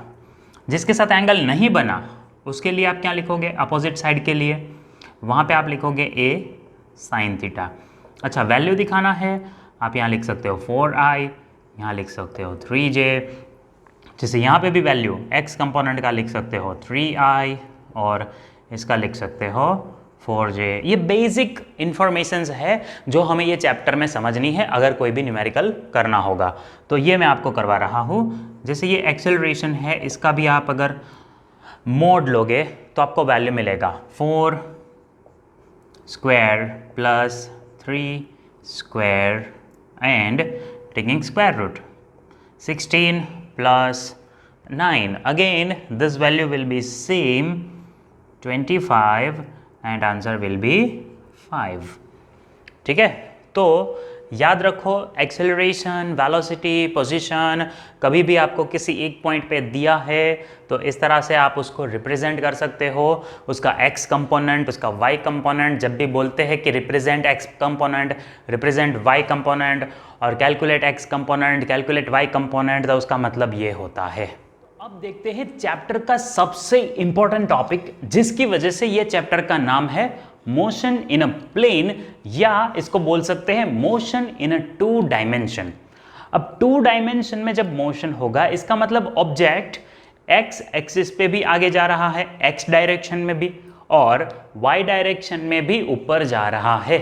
सो दोनों डायरेक्शन में मूवमेंट है, इसीलिए ये चैप्टर को हम बोलते हैं motion in 2 dimension.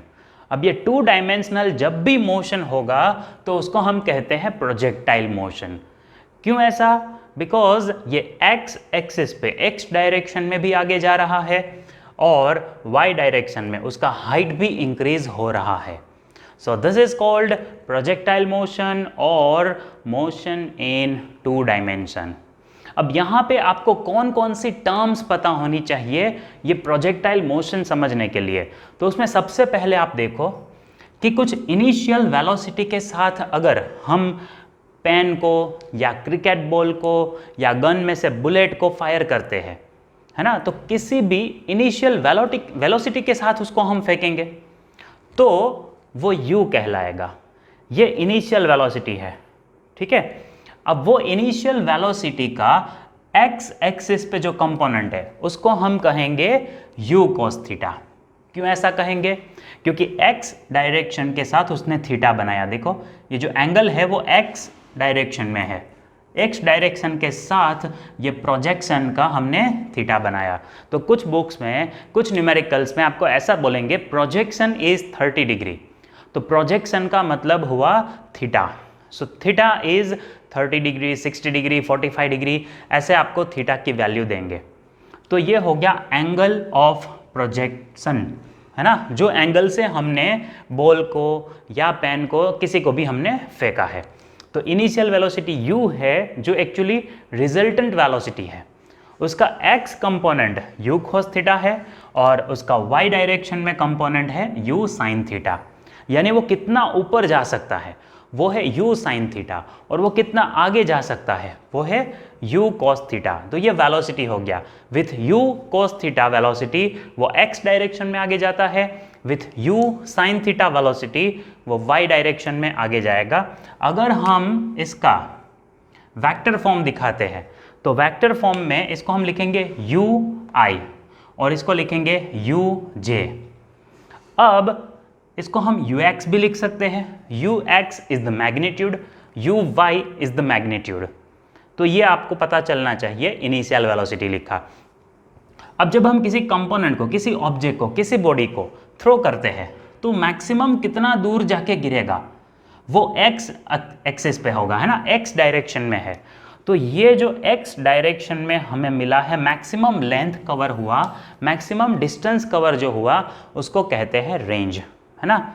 So actually ये रेंज है वो एक्चुअली डिस्टेंस नहीं है, वो क्या है, डिस्प्लेसमेंट है, क्योंकि उसका डिस्टेंस कवर्ड तो ये है ना। तो मैक्सिमम डिस्टेंस ये हुआ, लेकिन डिस्प्लेसमेंट कितना हुआ, वो लैंड पे कहाँ जाके गिरा, दैट इज रेंज।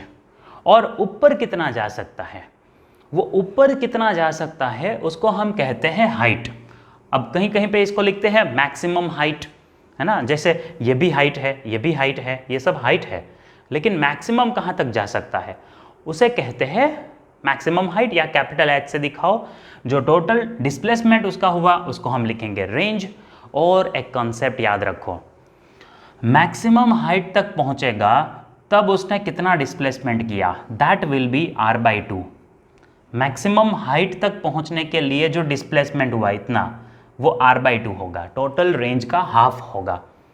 ओके, अब इसके बाद क्या समझना है, जब वो आगे बढ़ेगा तो उसका जो x डायरेक्शन है वो x डायरेक्शन में उसको कोई एक्सेलरेशन नहीं मिलता, उसका जो वेलोसिटी है वो x डायरेक्शन में सेम रहता है। देखो u cos theta will remain same, लेकिन जो ऊपर जाने का वेलोसिटी है उसमें अपोजिट डायरेक्शन में एक्सेलरेशन होता है, ग्रेविटेशनल एक्सेलरेशन, जो नेगेटिव लिखेंगे हम, क्योंकि वो उसको नीचे खींच रहा है। अर्थ का ग्रेविटेशन उसको नीचे खींचता है विथ एक्सेलरेशन -g, तो इसलिए उसका वेलोसिटी कंपोनेंट y डायरेक्शन में डिक्रीज होगा। देखो मैंने एरो को छोटा करते दिया, ये एरो बड़ा है, फिर छोटा हुआ, फिर और छोटा हो गया। जब वो मैक्सिमम हाइट पे पहुंचेगा तो वहां पे उसका वेलोसिटी हो जाएगा 0, फिर और ऊपर नहीं जा सकता, है ना। मैक्सिमम हाइट पे उसका वेलोसिटी हो गया 0। कौन सा वेलोसिटी? वेलोसिटी का y कंपोनेंट। ऊपर जाने का उसका जितना भी पावर था सब खत्म हो गया। सो y कंपोनेंट पहले डिक्रीज होता है, फिर y कंपोनेंट फिर से इंक्रीज हुआ, लेकिन रिवर्स डायरेक्शन में। पहले इस तरह से था वेलोसिटी, अब वेलोसिटी इंक्रीज होगा लेकिन इनवर्स डायरेक्शन में, नीचे आने का वेलोसिटी इंक्रीज होगा। तो यहां पे वेलोसिटी कितना होगा? अगर इनिशियल वेलोसिटी को आप uj से दिखाते हो तो फाइनल वेलोसिटी आप uj से दिखाओगे, लेकिन माइनस, क्योंकि वो नीचे की तरफ है। तो अगर यहां पे लिखा है 3j तो यहां लिखोगे -3j, जबकि x कंपोनेंट अगर लिखा है 2i तो यहां पे भी 2i ही होगा। तो हॉरिजॉन्टल कंपोनेंट जो वेलोसिटी का है वो कांस्टेंट है, इसका मतलब उसमें जो एक्सेलरेशन है वो भी 0 होगा, उसमें कोई चेंज नहीं होगा, एक्सेलरेशन विल बी 0 क्योंकि वेलोसिटी कांस्टेंट है। बट y डायरेक्शन में पहले वेलोसिटी डिक्रीज हुआ फिर इंक्रीज हुआ, मतलब वहां पे एक्सेलरेशन होगा, और वो कितना होगा? ग्रेविटेशनल एक्सेलरेशन जितना, दैट इज -g। तो ये सारी चीज़ें आपको याद रखनी है और वो मैंने यहाँ पे दिखाया है। देखो इनिशियल वेलोसिटी, जो वेलोसिटी से हमने किसी भी ऑब्जेक्ट को फेंका है वो u होगा, फिर उसका x कंपोनेंट कितना होगा? वो ऐसे जा रहा है तो x कंपोनेंट है u cos थीटा और y कंपोनेंट है u sin थीटा। फिर एक्सेलरेशन कितना होगा? तो x कंपोनेंट में कोई एक्सेलरेशन नहीं होगा क्योंकि वेलोसिटी कांस्टेंट है, लेकिन y डायरेक्शन में ऊपर वेलोसिटी पहले डिक्रीज हुआ, 0 तक गया, फिर इंक्रीज हुआ और वापस पहले जितना था उतना ही हो गया, लेकिन नेगेटिव। तो एक्सेलरेशन हो गया -g, -g। क्यों? नीचे की तरफ एक्सेलरेशन है।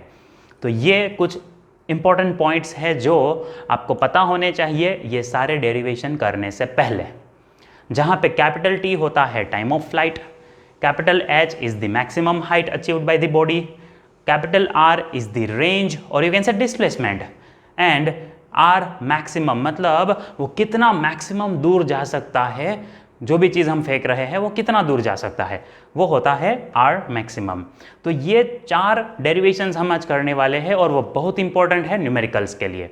इसका मतलब ये नहीं है कि आपको ये याद नहीं रखना है, बहुत सारे न्यूमेरिकल ये कॉन्सेप्ट से सॉल्व हो जाते हैं, इसकी ज़रूरत ही नहीं पड़ती है।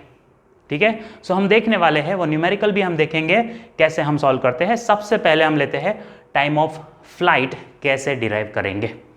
उसके लिए आपको पहले पता होना चाहिए मैक्सिमम हाइट तक पहुंचने के लिए कितना टाइम लगेगा, that is called time to reach maximum height. Maximum height तक पहुंचने के लिए कितना टाइम लगेगा? तो आप देखो ऊपर जाने के लिए तो सिर्फ y कंपोनेंट होगा, x डायरेक्शन की तो बात ही नहीं करनी है, ये मैक्सिमम हाइट है ना, तो वहाँ जाने के लिए कितना टाइम लगेगा? तो आपके पास इक्वेशन ऑफ मोशन है v = u + at, जिसमें हम y कंपोनेंट लिख देते हैं, vy जो फाइनल वेलोसिटी है, uy लिखो इसको या इसको vy बोल दो। Final velocity at maximum height कितना हो गया? 0, तो आप यहाँ लिखोगे 0। जब ऑब्जेक्ट मैक्सिमम हाइट पे पहुंचा तो वहां पे उसका वेलोसिटी हो गया 0। कौन सा वेलोसिटी? y डायरेक्शन का velocity. y component will become 0।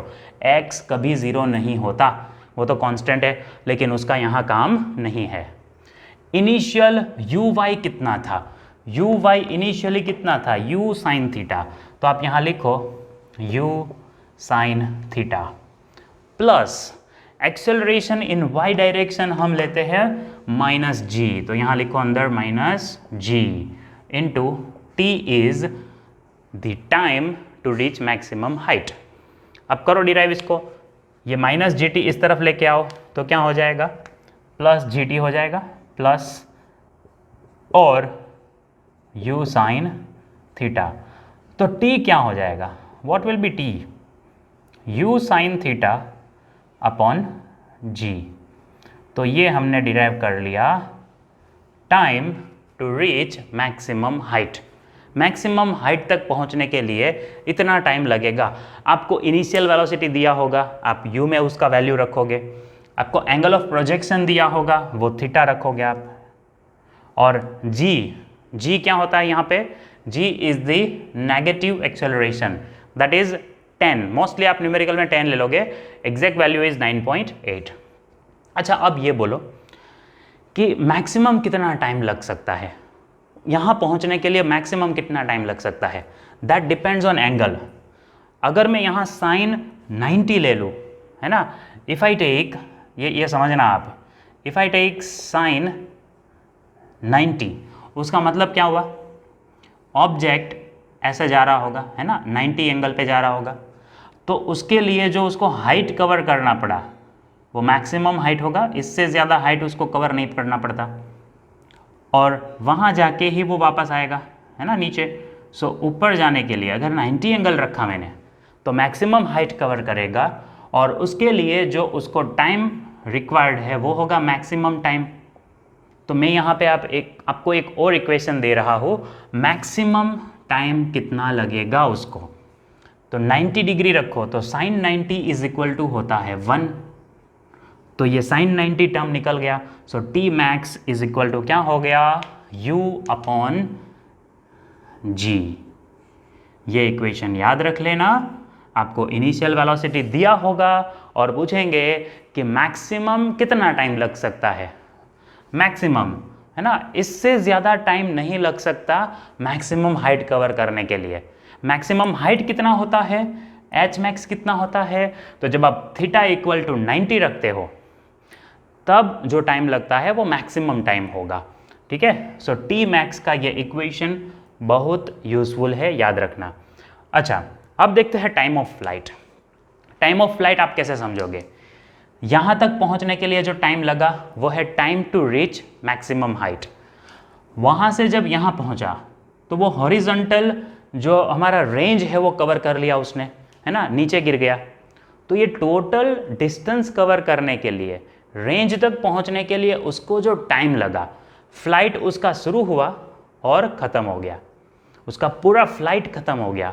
तो इसमें जो टाइम लगा उसको कहते हैं टाइम ऑफ फ्लाइट। या ऐसा बोलो, फ्लाइट मतलब वो कब तक एयर में रहा, हवा में कब तक रहा, वो ऊपर कब तक रहा, तो उसको कहते हैं टाइम ऑफ फ्लाइट। तो यहाँ से वो यहाँ पहुँचे, वो टाइम कितना होगा? ये डिस्टेंस आधा है, तो यहाँ जो टाइम लगा उसकी कंपेयर में टोटल डिस्टेंस कवर करने में टाइम डबल लगेगा, है ना। जितना टाइम यहाँ लगा उतना टाइम यहाँ लगेगा। सो आप यहाँ सिंपली ऐसा लिख सकते हो कि time of flight is equal to 2t। हो गया। तो 2 इंटू आप t का वैल्यू लिख दो ऊपर से, u sine theta upon g। तो मैक्सिमम टाइम ऑफ फ्लाइट भी अगर आपको पूछा तो कितना होगा, तो तब आपको ध्यान रखना है मैक्सिमम टाइम ऑफ फ्लाइट के लिए ये डिस्टेंस कवर करने के लिए मैक्सिमम कितना टाइम लगेगा, है ना, ध्यान देना। टी मैक्स कितना होगा, तो उसके लिए थीटा आपको रखना पड़ेगा 45। तो ये वैल्यू जो है ना, सॉरी, थीटा यहाँ अगेन कितना होगा 90, नॉट 45। हाँ, यहाँ 90 रखो आप, तो ऊपर जाने के लिए मैक्सिमम डिस्टेंस कवर करना पड़ेगा, है ना। तो ये टर्म निकाल दो, साइन थीटा निकाल दो, साइन थीटा निकाल दिया तो हो जाएगा 2u upon G. T max is equal to यहाँ हो गया 2u अपॉन जी। एक और इक्वेशन है टी मैक्स का, वो भी आपको मैं दूंगा, लेकिन अभी आप ये वाला इक्वेशन याद रखो। दूसरा एक इक्वेशन है वो रेंज देखने के बाद हम करेंगे, अभी आप ये याद रखो, है ना। टाइम ऑफ फ्लाइट से मैंने ये इक्वेशन निकाला है, मैक्सिमम टाइम कितना लगेगा, तो वो है 2u बाई जी। जब हम रेंज देखेंगे उसके बाद यहाँ पे एक और इक्वेशन लिखेंगे, वो ध्यान देना है आपको उसमें। सो देख लो एक बार आप, time to reach maximum height कितना है और टाइम ऑफ फ्लाइट कितना है। अब हम क्या करेंगे, इसको यहाँ लिख देंगे, है ना। हमने जो इक्वेशन डिराइव किया है टाइम ऑफ फ्लाइट, वो यहाँ लिख दो 2u साइन थीटा अपॉन जी। एक इक्वेशन हमने डिराइव कर लिया। तो अब हम डिराइव करेंगे equation for maximum height. Maximum height यानी कि यहां पहुंचने के लिए कितना डिस्टेंस कवर हुआ है ना, तो वो कितना होगा, कैसे कैलकुलेट करेंगे। यहां पे भी हम y कंपोनेंट ही लेंगे क्योंकि हाइट जो है वो y डायरेक्शन में है ना, तो सिर्फ y कंपोनेंट लेंगे, x कंपोनेंट का कोई काम नहीं है। इक्वेशन इसके लिए कौन सा लेंगे, हम एकदम सिंपल इक्वेशन से डिराइव कर लेते हैं जिससे ज़्यादा टाइम वेस्ट ना हो। आपको ये वाला इक्वेशन पता है, V square equal to U square plus 2as। कितना सिंपल है, इसमें आप y कंपोनेंट लगा दो, है ना, लगा दो, तो V Y U Y A Y S Y, ये हो गया y कंपोनेंट। x कंपोनेंट का कोई काम नहीं है। ये जो फाइनल वेलोसिटी है वो मैक्सिमम हाइट पे कितना हो गया, यू वाई लिखा है जिसको आप वी वाई समझ सकते हो, तो फाइनल वेलोसिटी है वो मैक्सिमम हाइट पे वेलोसिटी, वो हो गया 0। यू वाई कितना होता है, u साइन थीटा, तो यहाँ लिखो u sine theta square plus 2 A Y कितना minus G, S Y means maximum height जिसको आप h लिख दो, ठीक है। तो ये टर्म इस तरफ लेके आ जाओ तो कितना हो गया 2gh पॉजिटिव हो गया is equal to U square sine square theta. अब ये 2g यहाँ नीचे लेके आ जाओ, है ना, 4g नहीं है 2g है, तो h मैक्सिमम हाइट कितना हो गया you square sine square theta upon 2g। तो हमने मैक्सिमम हाइट का इक्वेशन भी डिराइव कर लिया। इसको आप यहाँ लिख दो, नोट डाउन कर लो, h इक्वल टू क्या हो गया you square sine square theta upon 2g। गलती नहीं करनी है लिखने में, ठीक है। तो मैक्सिमम हाइट हो गया, लेकिन इसमें भी हमने h लिखा। आपको एक क्वेश्चन होता होगा कि सर क्या ये जो h मिलेगा वही मैक्सिमम हाइट होगा या मैक्सिमम हाइट का कुछ और इक्वेशन है। तो आप ध्यान दो, थीटा कोई भी होगा तो वो कितना ऊपर गया उसको हमने बोला मैक्सिमम हाइट। लेकिन अब अगर आपको ऐसा क्वेश्चन पूछे कि आप थीटा में चेंज करो विथ गिवन वेलोसिटी, वेलोसिटी इतना, वेलोसिटी चेंज नहीं करना है, u उतना ही रखो, तो आप थीटा में चेंज करके मैक्सिमम कहाँ जा सकते हो, कितना ऊपर जा सकते हो, वो कैलकुलेट करो, तो वो कितना होगा। आपको u चेंज नहीं करना है, तो थीटा आप जब 90 रखोगे तो मैक्सिमम ऊपर जाएगा, विथ दैट वेलोसिटी वो उससे ऊपर नहीं जा सकता। इतने वेलोसिटी के साथ अगर आप थीटा 90 रखते हो तो उससे ज़्यादा ऊपर वो नहीं जा सकता। तो आप यहाँ लिखोगे h मैक्स फाइंड करने के लिए आप क्या लिखोगे, साइन थीटा, उसको आप कितना कर दोगे, ये थीटा का जो वैल्यू है वो 90 कर दोगे, तो ये टर्म निकल जाएगा, तो आंसर आएगा you square by 2g। This will be your maximum height. With this velocity ये बॉडी, ये ऑब्जेक्ट इससे ऊपर नहीं जा सकता। हाँ, अगर वेलोसिटी चेंज करोगे तो मैक्सिमम हाइट चेंज हो जाएगा, बट इतना वेलोसिटी होगा तो यू स्क्वायर बाई 2g से ऊपर तो वो जा ही नहीं सकता, ठीक है। थीटा आप चेंज कर दो थीटा 90 की जगह कुछ और रख दो, 45, 60, 70, 80, तो इससे कम ही रहेगा वो हाइट। थीटा जब 90 करते हो तो उसका जो मूवमेंट है वो ऐसा होता है, ऊपर जाएगा फिर नीचे आएगा। तो यहाँ थीटा 90 कर दिया हमने, है ना, थीटा 90 कर दिया तो ये मैक्सिमम हाइट होता है। इससे ज़्यादा ऊपर ऑब्जेक्ट ये वेलोसिटी के साथ तो कभी नहीं जा सकता। अब हम डिराइव करेंगे इक्वेशन रेंज का। तो रेंज आप देखो सिर्फ x डायरेक्शन में है ना, ये डिस्प्लेसमेंट कितना हुआ वो, तो रेंज के लिए सिर्फ x कंपोनेंट लेंगे, यानी जो डिस्प्लेसमेंट है उसका इक्वेशन अगर हम लिखें s equal to U T plus half A T square, तो इसमें सिर्फ आपको x कंपोनेंट लगाने हैं, लगा दो x कंपोनेंट लगा दो, S x you x T, ये t कौन सा है, time of flight, total time कितना लगा वो 1/2 a x, ठीक है।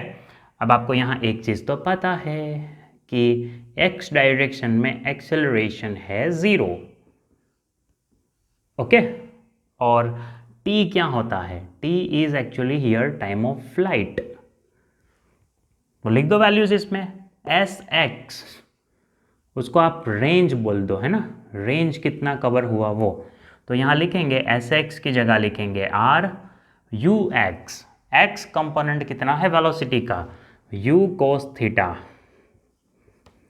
अच्छा T that is time of flight, तो टाइम ऑफ फ्लाइट कितना है, चलो अभी इसको टी लिख देता हूँ, प्लस 1/2 ए एक्स 0 और ये टाइम ऑफ फ्लाइट टी का स्क्वायर। भाई जब 0 मल्टीप्लाई होने वाला है तो ये तो पूरा निकल गया है, तो बचा कितना, R equal to U cos theta, और अब मैं लिख दूंगा time of flight, time of flight U sine theta upon G, तो लिख दो यहाँ इंस्टेड ऑफ टी आप लिख सकते हो U sine theta upon G, U A 2 लिखना कौन है, मैं लिखूंगा ना 2u, आगे 2 लिखा है देखो, तो 2u इंटू यू क्या हो जाएगा, u स्क्वायर हो जाएगा, dot product cos theta sine theta, उसको एज इट इज़ लिख दो, कोई बात नहीं, आप साइन थीटा आगे लिखना चाहते हो आगे लिखो, इसको पीछे लिखो, डॉट प्रोडक्ट है आपको पता है आगे पीछे लिख सकते हैं, डिवाइड बाई जी, ये रेंज हो गया। लेकिन इसको मैं थोड़ा मॉडिफाई करूँ, है ना, मॉडिफाई कैसे पता है, यू स्क्वायर को आगे लिख दो और ये 2 को इसके साथ लिख दो यहाँ पे, यस सही।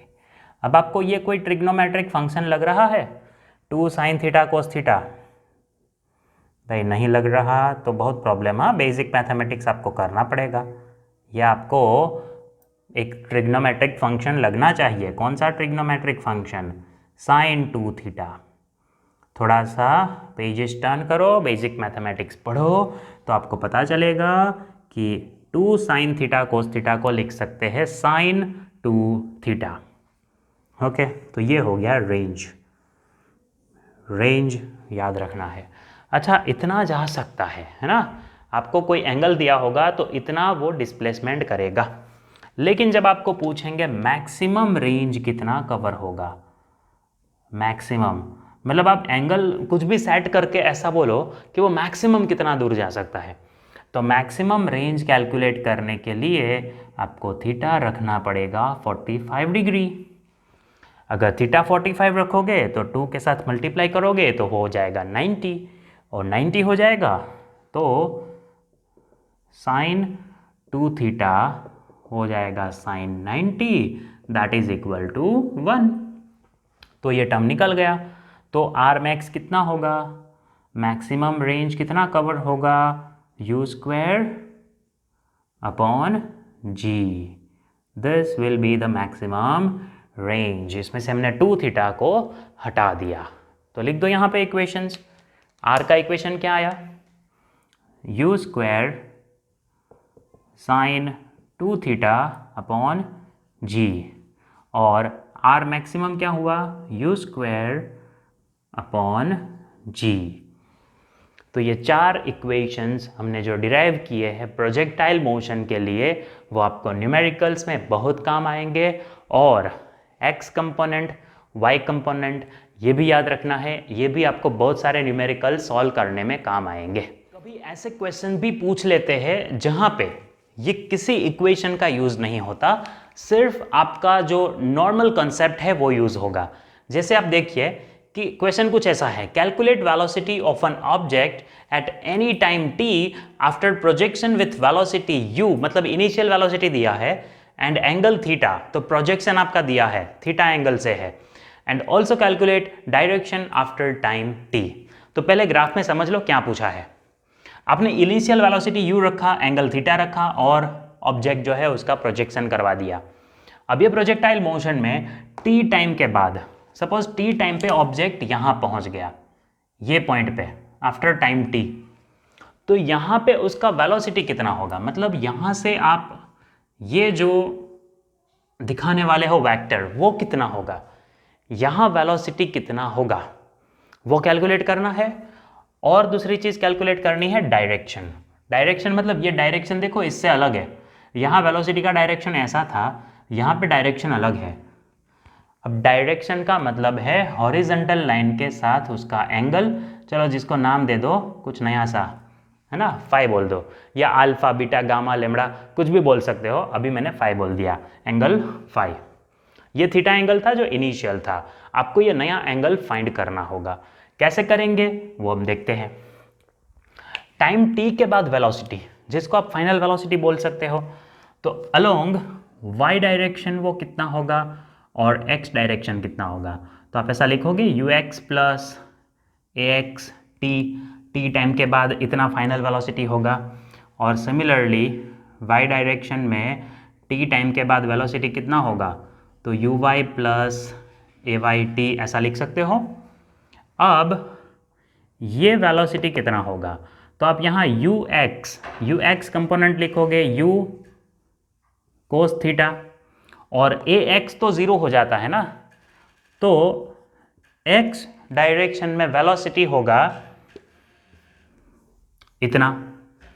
It means it remain constant, है ना, x डायरेक्शन में जो हॉरिजॉन्टल कंपोनेंट है वो तो कांस्टेंट रहेगा किसी भी टाइम पे। एट टाइम t ले लो, t+2 ले लो, t+3 ले लो, at any time your horizontal component remain constant. अच्छा, बात इसकी करें वर्टिकल कंपोनेंट, पहला डिक्रीज होता है फिर इंक्रीज होता है, तो लिख दो यहाँ पे vy इक्वल टू कितना होगा, uy कितना होता है, y कंपोनेंट साइन थीटा है और ay माइनस जी है, तो eight any time your velocity in y direction will be this. तो अब आपको जो ओवरऑल वेक्टर लिखना है वो कैसे मिलेगा, वो ये दोनों वेक्टर जो है उसका एडिशन होगा, vx वेक्टर और vy वेक्टर इसका एडिशन होगा। तो वो आप कैसे दिखा सकते हो, vx इसको लिखो u कोस थीटा, अच्छा ये x वेक्टर है ऐसा दिखाने के लिए इसके साथ लिख दो i कैरेट, तो ये हो गया आपका x कंपोनेंट। y कंपोनेंट कैसे लिखोगे, u sine theta minus G T, ये हो गया j कंपोनेंट। सो इस तरह से आप दिखाने वाले हो आप टोटल वेलोसिटी, फाइनल वेलोसिटी या रिजल्टेंट वेलोसिटी जो भी पूछा है, calculate velocity of an object, तो ये आपका फाइनल वेलोसिटी हो गया। कोई डाउट? अच्छा, vx और vy फाइनल वेलोसिटीज थे, वो हमने इन फॉर्म ऑफ u लिखे। अब ये u क्या है, this u is the initial velocity, तो एट टाइम t जो वेलोसिटी है उसको आप समझने के लिए ut लिख दो। ये आपका कोई भी टाइम के बाद जो वेलोसिटी है वो, अगर 3 सेकेंड के बाद बोला है तो आप यहाँ 3 लिख दो, 4 सेकेंड के बाद बोला यहाँ 4 लिख दो, other things will remain as it is. अच्छा, अब एक और चीज़ थी डायरेक्शन, ये तो आपका पहला आंसर आ गया, पहला आंसर फर्स्ट, है ना, ये आई जैसा लगेगा फर्स्ट आंसर। सेकेंड आंसर कैसे लाओगे, तो बहुत ही सिंपल है। सेकेंड आंसर के लिए याद रखना जो एंगल, नया एंगल बनेगा वो डायरेक्शन होगा, तो नया एंगल हमने बनाया है हॉरिजॉन्टल लाइन के साथ, देखो that will be very simple y component upon x component. बोलो सर ये कैसे लिया, भाई इसका y कंपोनेंट ये वाला होगा और x कंपोनेंट ये है, x कंपोनेंट तो कांस्टेंट है, कितना है बोलो एक्स कंपोनेंट कितना है, कांस्टेंट है, ये वाला u cos थीटा लिख दो यहाँ, u cos थीटा। और y कंपोनेंट जो है वो चेंज होता है, y कंपोनेंट कौन सा है, u sin theta minus G T, तो ऊपर लिख दो u sin theta minus G T. So this is how you will get direction, तो ये डायरेक्शन मिल जाएगा। तो ऐसे क्वेश्चन भी आपको सॉल्व होने चाहिए। यहाँ कोई बड़े इक्वेशन का यूज़ नहीं हुआ, नॉर्मल कंसेप्ट यूज़ हुआ कि किसी भी गिवन टाइम पे वेलोसिटी कितना होगा और डायरेक्शन कितना होगा। डायरेक्शन चेंज होते जाएगा, देखो है ना, चेंज होते जाएगा डायरेक्शन। तो डायरेक्शन आपको ये नए एंगल से मिलेगा। अच्छा, यहाँ पे आपको 5 फाइंड करना है, तो tan इनवर्स ले लो इसका, ठीक है, तो एंगल भी मिल जाएगा। और इंपॉर्टेंट न्यूमेरिकल देखते हैं। A bullet is fired with 98 meter per second velocity at an angle of 45 degree. It fell down on the ground at 900 meter far from origin without hitting the target, which was at 1 kilometer. मतलब जो object है वो 1 kilometre दूर था, उसको hit नहीं कर पाया बुलेट और उससे पहले ही लुढ़ हो गया, 900 मीटर पे लुढ़क गया। तो calculate the decrease in range due to air resistance, है ना। जो डायरेक्शन में बुलेट जा रहा था उसकी अपोजिट डायरेक्शन में क्या था, रेजिस्टेंस था, एयर थी, तो उसकी वजह से रेंज कम हो गया, है ना, हमारा कैलकुलेशन रॉन्ग हो गया। लेकिन अगर एयर रेजिस्टेंस नहीं होगा तो क्या ये बुलेट टारगेट को हिट कर सकता है? अगर एयर नहीं होगा तो क्या बुलेट वो टारगेट को हिट कर सकता है? अब आप सोचो यहाँ पे कौन सा इक्वेशन यूज करोगे। सबसे पहले तो आपको जो ये दिया है 900 मीटर, ये रेंज नहीं है, ये आपको ऐसा बोला है कि बुलेट यहाँ तक पहुँच पाया। रेंज कैसे कैलकुलेट करोगे आप, कि कहाँ तक बुलेट जा सकता है, वो कैसे कैलकुलेट करोगे? उसके लिए आपके पास इक्वेशन है u square sine 2 theta upon G. तो आप यहाँ पे वो इक्वेशन लिखोगे u square sine 2 theta upon G. Gravitational acceleration आप 9.8 ले लो, है ना, तो ये g हो गया, u स्क्वायर आपको पता है साइन 2 थीटा, थीटा इज 45, तो साइन 2 थीटा कितना हो जाएगा, साइन 90, दैट विल बी 1। तो फाइनली यहाँ बचेगा u स्क्वायर अपॉन जी। यहाँ 45 लिखोगे, 45 टू ज़ार 90, साइन 90 इज़ 1, तो बचा इतना। अब ये u है 98, उसको मैं 2 टाइम लिख देता हूँ, 98 इंटू 98 अपॉन जी ले लेते हैं 9.8, 9.8 10 ज़ार दिस, तो आंसर इज 980 मीटर। 1 किलोमीटर दूर जो ऑब्जेक्ट है क्या उसको बुलेट हिट कर पाएगी? नेवर, है ना। तो इसका answer, can a bullet hit the target, तो इसका आंसर नो, है ना। ना मीन्स ना, ना की कोई परिभाषा नहीं होती, है ना। तो बुलेट 980 मीटर तक ही जा सकता है विथ दिस एंगल। 45 डिग्री के साथ जो आंसर मिलता है वो मैक्सिमम रेंज है। ये वेलोसिटी के साथ तो वो कतई नहीं जा सकता। 98 मीटर पर सेकेंड वेलोसिटी के साथ बुलेट इससे दूर नहीं जा सकता। हाँ, ऐसा होगा कि अगर वो ऐसे जा रहा है, वो ये डायरेक्शन में ही अगर एयर ब्लो होना स्टार्ट हो जाए तो शायद बुलेट थोड़ा दूर चले जाएगा, लेकिन ऐसा कुछ नहीं है। In absence of air resistance बोला है, विदाउट एयर रेजिस्टेंस तो बुलेट यहाँ तक ही जा सकता है। लेकिन अपोजिट एयर रेजिस्टेंस की वजह से बुलेट कहाँ तक गया था, 900 तक। तो यहाँ पे जो आपको पूछा है वो है decrease in range, decrease in range.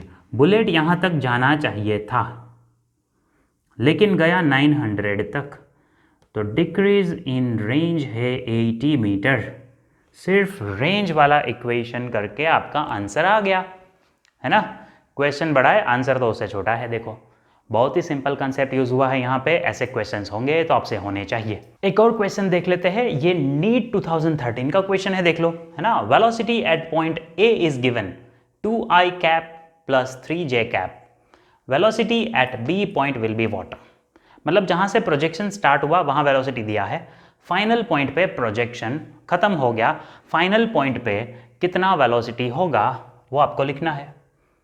अब ऑप्शंस नहीं दिए मैंने यहाँ पे क्योंकि इतना सिंपल है। आप यहाँ से देखो, हॉरिजॉन्टल कंपोनेंट कभी चेंज नहीं हो रहा और वर्टिकल कंपोनेंट डिक्रीज होता है, फिर इन्वर्स डायरेक्शन में इंक्रीज होके कितना हो गया, जितना शुरुआत में था उसका नेगेटिव। तो इतना सिंपल आंसर है यहाँ पे। आपका जो बी पॉइंट पे वेलोसिटी आप दिखाओगे, है ना, बी पॉइंट पे वेलोसिटी, तो हॉरिजॉन्टल कंपोनेंट कभी चेंज नहीं होगा, keep it as it is. और जो वर्टिकल कंपोनेंट है वो यहाँ पे 3J था, DJ नहीं 3J, तो यहाँ उसका उल्टा हो गया होगा, कितना, -3J। जितना यहाँ है उतना ही लेकिन उल्टा। हॉरिजॉन्टल तो सेम होगा, सब जगह हॉरिजॉन्टल सेम। अगर यहाँ पूछा होगा वर्टिकल कंपोनेंट तो वो हो गया 0J, है ना। ये हाइट पे 0, ये हाइट पे सेम होगा, यहाँ पे सेम होगा, तो -3J। ऑप्शंस देख लेना, ये वाला ऑप्शन आपको टिक करना है। हॉरिजॉन्टल कंपोनेंट वही रहेगा, वर्टिकल कंपोनेंट माइनस हो गया। अच्छा, एट पॉइंट C पूछा होता अगर, एट पॉइंट C, तो C पॉइंट पे आप हॉरिजॉन्टल कंपोनेंट लिखते 2I, और वर्टिकल कंपोनेंट तो कुछ होगा ही नहीं, तो वो लिखना ही नहीं है आपको, है ना, 0 हो गया, ये कंपोनेंट नहीं लिखना है, तक लिया। अच्छा, एक और क्वेश्चन आपको पूछ सकते हैं, at what angle R = H होता है। मतलब ये प्रोजेक्टाइल मोशन में एंगल क्या रखोगे, तो R मतलब जो रेंज कवर होता है वो, और H जो मैक्सिमम हाइट है वो सेम होगा। कौन सा एंगल होगा, यहाँ पे ऑप्शंस आपको इस तरह से दिए हैं, tan 1/2, tan 1/4, tan 1/3, tan 1/1/2। इसमें से कौन सा एंगल होगा, है ना, तब आपका जो रेंज कवर्ड है वो मैक्सिमम हाइट जितना होगा। तो ज़्यादा दिमाग नहीं लगाओ, पहले जो दिया है वही लिख दो। यहाँ पे क्या दिया है आपको, R = H। अब इसी को यूज़ करो, रेंज कितना है, U² sin 2θ, तो यहाँ लिख दो U² sin 2θ अपॉन G होता है ना, 2G नहीं कर देना यहाँ पे, 2G 3G 4G गलत हो जाएगा। और H क्या है, U² sin² θ अपॉन यहाँ पे 2G है। अब देखो बहुत ही सिंपल करना है आपको, है ना, ये U² कट हो गया, ये G कट हो गया। अच्छा, साइन कट नहीं करना है ना, sin 2θ इसका वैल्यू होता है 2 sin θ cos θ is equal to, यहाँ पे है आपके पास sin² θ, जिसको आप ऐसा लिख सकते हो sin θ × sin θ, इसको आप 2 बार लिख सकते हो।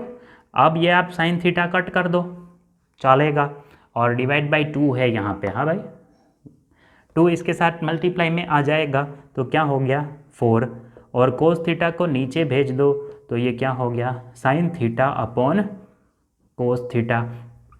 sin θ अपन cos θ को क्या बोलते हैं भाई, इतना तो पता होना चाहिए, इसको कहते हैं tan θ, और ये है 4, तो थीटा क्या मिल गया, tan 1/4, है ना, tan 1/4, that will be angle. तो ये टिक करना है, बहुत ही सिंपल था।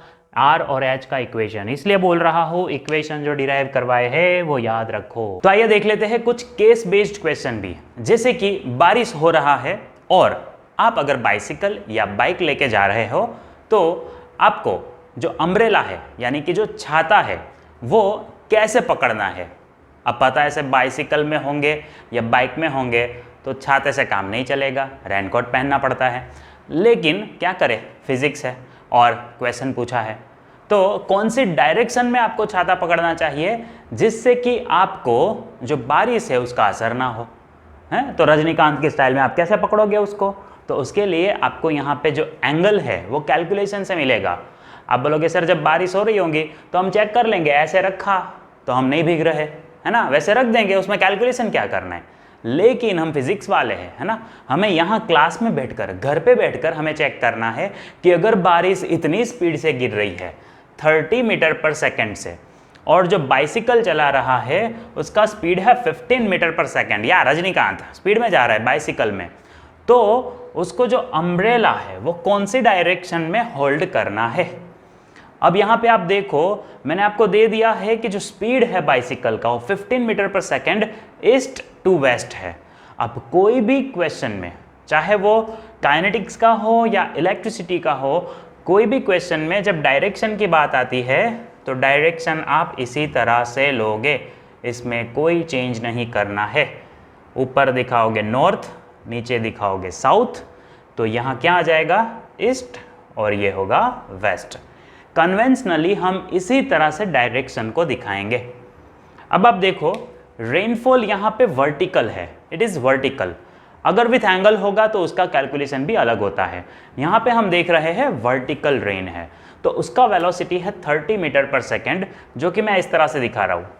ये हो गया 30 मीटर पर सेकेंड, ये वर्टिकल रेन है, ठीक है। इसका स्पीड हम लिख देते हैं VR। सर R क्यों लिखा?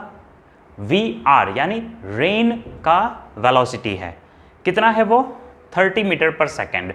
और दूसरा क्या लेना है आपको, स्पीड ऑफ बाइसिकल, तो वो ईस्ट टू वेस्ट है, यानी कि ऐसा जा रहा है, ऐसा जा रहा है, तो वही वेक्टर में यहाँ पे दिखा देता हूँ। ये रहा डायरेक्शन ऑफ बाइसिकल, और वो डायरेक्शन में हमने वेलोसिटी दिखा दिया। अब ये जो वेलोसिटी है वो विथ रिस्पेक्ट टू ग्राउंड है, और ये वेलोसिटी भी विथ रिस्पेक्ट टू ग्राउंड है। तो अगर मुझे रिलेटिव वेलोसिटी ऑफ रेन दिखाना है with respect to this bicycle, तो वो कैसे दिखाएंगे, उसका आपको इक्वेशन याद होगा। Velocity of rain with respect to bicycle अगर आपको दिखाना है तो कैसे दिखाओगे? मैंने रिलेटिव वेलोसिटी में ये करवाया है। आप सबसे पहले लिखोगे वेलोसिटी ऑफ रेन और फिर माइनस करोगे वेलोसिटी ऑफ बाइसिकल। अब वेलोसिटी ऑफ बाइसिकल माइनस करना है तो वेक्टर सब्ट्रैक्शन मैंने आपको सिखाया था, यहाँ पे आप वेक्टर सब्ट्रैक्शन नहीं कर सकते, तो उसके लिए आप इसका नेगेटिव वेक्टर दिखा दो। मुझे VB को माइनस दिखाना है, तो इसका आप अपोजिट वेक्टर ड्रॉ कर दो। कहाँ पे ड्रॉ करोगे? यहाँ ड्रॉ करने से काम नहीं चलेगा, एडिशन करना है आपको नेगेटिव वेक्टर का, तो सब्ट्रैक्शन हो जाएगा। इसीलिए आप इसको है ना यहाँ से ज्वाइंट कर दो ऐसे, और समझने के लिए इसको आप डॉटेड दिखा दो इस तरह से। तो आपने क्या है ये बनाया है ना, ये आपने इसका नेगेटिव वेक्टर यहाँ बनाया है -VB।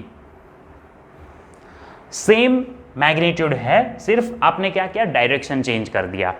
अब अगर इसके टेल को इसके हेड से ज्वाइंट कर देते हो तो ये क्या हो गया, ये हो गया relative velocity of rain with respect to bicycle.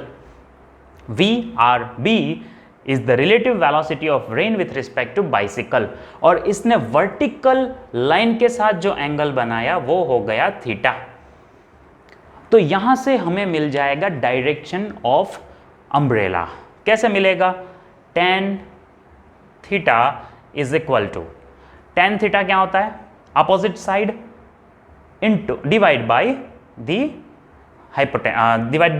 Perpendicular, है ना। ये अपोजिट साइड है और ये एडजेसेंट साइड है, तो आप यहां लिख दो tan थीटा क्या हो जाएगा, ये आप ले लोगे अपोजिट साइड, VB लिख दो उसको, और ये आपका हो गया वर्टिकल साइड।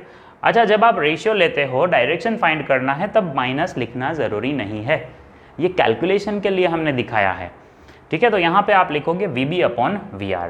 VB यानी वेलोसिटी ऑफ बाइसिकल कितना है, 15 मीटर पर सेकेंड, तो यहाँ लिख दो 15, और VR यानी वेलोसिटी ऑफ रेन कितना है, 30, तो आपका आंसर आया 1/2।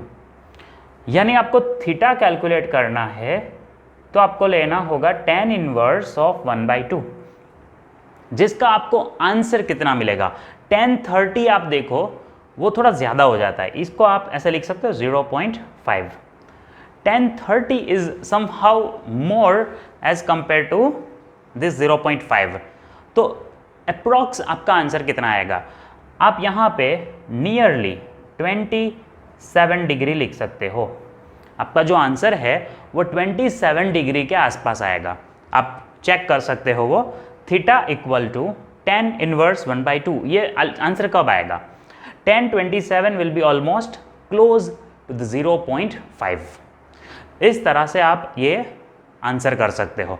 अच्छा, अब ये जो एंगल बना वो कहाँ है, देखो यहाँ से इस तरह से बाइसिकल जा रहा था, तो ये जो एंगल बना वो है 27 डिग्री, और 27 डिग्री वर्टिकली उसको होल्ड करना पड़ेगा when it is moving from east to west, है ना। तो उस तरह से उसको ऐसे अम्ब्रेला पकड़ना पड़ेगा और उसका एंगल वर्टिकली कितना होगा 27। तो ये डायरेक्शन में अम्ब्रेला पकड़ना पड़ेगा, तो वो जो भाई है जो जा रहे हैं वो भीगेंगे नहीं। अच्छा, तो एंगल तो आपको पता चल गया, लेकिन कौन से डायरेक्शन में, यहाँ डायरेक्शन पूछा है, in which direction she should hold her umbrella. वो ईस्ट टू वेस्ट जा रही है, तो जो रेन गिर रही है उससे बचना है, तो कौन सी डायरेक्शन में पकड़ेगी वो छाता, है ना, वो भाई है ना, तो कौन सी डायरेक्शन में, देखो ऐसे पकड़ेगी तो ये वेस्ट डायरेक्शन के साथ उसका एंगल है ना, वर्टिकल एंगल, वर्टिकल के साथ एंगल है, लेकिन छाता कैसे पकड़ा, वेस्ट की तरफ है, ऐसे जा रही है तो छाता ऐसे तो नहीं पकड़ेगी ना, मतलब 27 विथ वर्टिकल टू ईस्ट, मतलब वर्टिकल के साथ एंगल है और अम्ब्रेला ईस्ट की तरफ, ऐसे थोड़ी पकड़ोगे, ऐसे पकड़ोगे, तो कौन सी डायरेक्शन में होगा 27 degree with vertical to west, west direction में अम्ब्रेला पकड़ के रखना है और वर्टिकल के साथ एंगल कितना बनाना है 27 डिग्री। एक और इंपॉर्टेंट क्वेश्चन ये चैप्टर से आ सकता है, जहां पे आपको रिवर दिया होगा और एक बोटमैन वो रिवर को क्रॉस कर रहा है, तो ऐसा ही क्वेश्चन मैंने यहां पे दिया है, a boatman car row a boat with a can, sorry, a boatman can row a boat with a speed of 10 kilometre per hour, है ना, जो बोट है उसका स्पीड आपको दे दिया है 10 kilometre per hour in a still water, मतलब water जो है वो मूव नहीं हो रहा, if the river flows at 5 kilometre per hour, मतलब अब उसने मूवमेंट स्टार्ट कर दिया, है ना, अब उसका जो मूवमेंट है, जो रिवर का फ्लो है वो 5 किलोमीटर पर आवर हो गया, in the direction in which the boatman should row the row to reach a point on the other bank directly opposite to the point from where he started। आपको जो यहाँ पे ये चीज़ दी है, इसका मतलब समझना है कि रिवर उसको क्रॉस करना है एग्जैक्टली एट परपेंडिकुलर, जो रिवर का फ्लो है उससे परपेंडिकुलर सामने जाना है, उसको रिवर के साथ बह के नहीं जाना है, उसको एग्जैक्टली सामने जाना है। अब ये तो पॉसिबल नहीं है, सीधे सीधे ऐसे जाना होगा तो रिवर का फ्लो उसको ऐसे ही ले जाएगा, तो यहाँ पे आप सोचिए आपको क्वेश्चन क्या पूछा है, तो उसको डायरेक्टली अपोजिट जाना है, तो उसके लिए एंगल क्या बनाना पड़ेगा, if the river flow at 5 kilometre per hour the direction in which the boatman should row to reach the opposite side, इसके लिए आप डायग्राम बनाओ। आपको मैं थोड़ा टाइम दे देता हूँ, आप ये क्वेश्चन देखो और आप सोचो इसका कैसा डायग्राम बनाओगे, क्योंकि डायग्राम से डायरेक्ट आंसर मिलेगा आपको।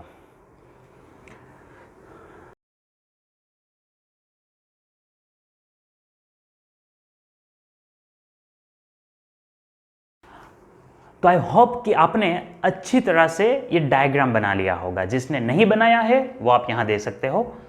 ये ओरिजिन है, यहां से बोटमैन को सामने की तरफ जाना है, exactly opposite to the point from where he started, मतलब यहां से स्टार्ट करेगा तो यहां पहुंचना है, लेकिन रिवर फ्लो इस तरफ है ना, आपको मैं थोड़ा सा डॉट लाइन से दिखा दूं, रिवर फ्लो इस तरफ है, ये रिवर फ्लो है ना, और बोटमैन को ऐसे जाना है, तो अगर स्ट्रेट चालू करेगा वो तो वो यहाँ पहुँच जाएगा, लेकिन ऐसा नहीं हो रहा, उसको थोड़ा एंगल बना के अपना जो बोट है वो चलाना पड़ेगा। तो कितना एंगल बनाना पड़ेगा वो आपका क्वेश्चन है, in which direction he should start, है ना, डायरेक्शन उसका क्या रखेगा। तो उसके लिए देखो मैंने यहाँ पे जो वर्टिकल है, जो रिवर फ्लो हो रहा है उसका वर्टिकल परपेंडिकुलर ले लिया, जहाँ उसको जाना है उसके साथ एक एंगल दिखाया थीटा, और ये एंगल के साथ बोटमैन अपना जो बोट है वो चलाएगा। सो ये थीटा इजीली कैलकुलेट कर सकते हैं। कैसे कैलकुलेट कर सकते हैं, डायग्राम देखो आप, थीटा कैलकुलेट करने के लिए आप एक सिंपल सा इक्वेशन रखोगे, कौन सा इक्वेशन, टेन थीटा। अगर आप यहाँ पे, अच्छा टेन थीटा की क्या ज़रूरत है ना, ये हमारे पास हाइपोटेनस है, तो हाइपोटेनस है तो आप कौन सा इक्वेशन रख सकते हो, इंस्टेड ऑफ टेन थीटा आप यहाँ क्या रखना पसंद करोगे? आपके पास ये है वेलोसिटी ऑफ बोट, और सामने जो साइड है वो आप देखो वेलोसिटी ऑफ रिवर यहाँ दिखाया, तो एग्जैक्टली ये सेम आप यहाँ दिखा सकते हो, है ना? ये जितना वेलोसिटी ऑफ रिवर है, क्योंकि ये पैरेलल दिखाया मैंने, देखो, तो इतना ही वेलोसिटी ऑफ रिवर आप यहाँ दिखा सकते हो। सो ये भी हो गया velocity of river. So this is the opposite side and this is hypotenuse, मतलब ये हो गया साइन थीटा। कौन सा एंगल आप ले सकते हो? Sine theta. Very good. Is equal to क्या होगा? Opposite side, that is velocity of river, और ये कौन सा है? Velocity of boat. Velocity of river आप देख लो कितना दिया है, 5 किलोमीटर पर आवर, और वेलोसिटी ऑफ बोट कितना दिया है? 10 किलोमीटर पर आवर। तो आपका आंसर क्या होगा? 1/2। इसको यहाँ से स्टार्ट करके यहाँ जाना है, लेकिन ऐसा पॉसिबल नहीं है क्योंकि रिवर फ्लो हो रहा है, तो उसको एक एंगल बना के चलना पड़ेगा। वो एंगल कितना है हमने कैलकुलेट कर लिया। ये जो थीटा है वो कितना मिला हमें? वर्टिकल के साथ जो एंगल बना वो है साइन थीटा, मतलब वर्टिकल से उतना एंगल लगा के उसको बोट चलाना पड़ेगा। रिवर ऐसे जा रहा है तो वो ऐसे एंगल बना के जाएगा, तो एग्जैक्टली वो यहाँ पहुँचेगा।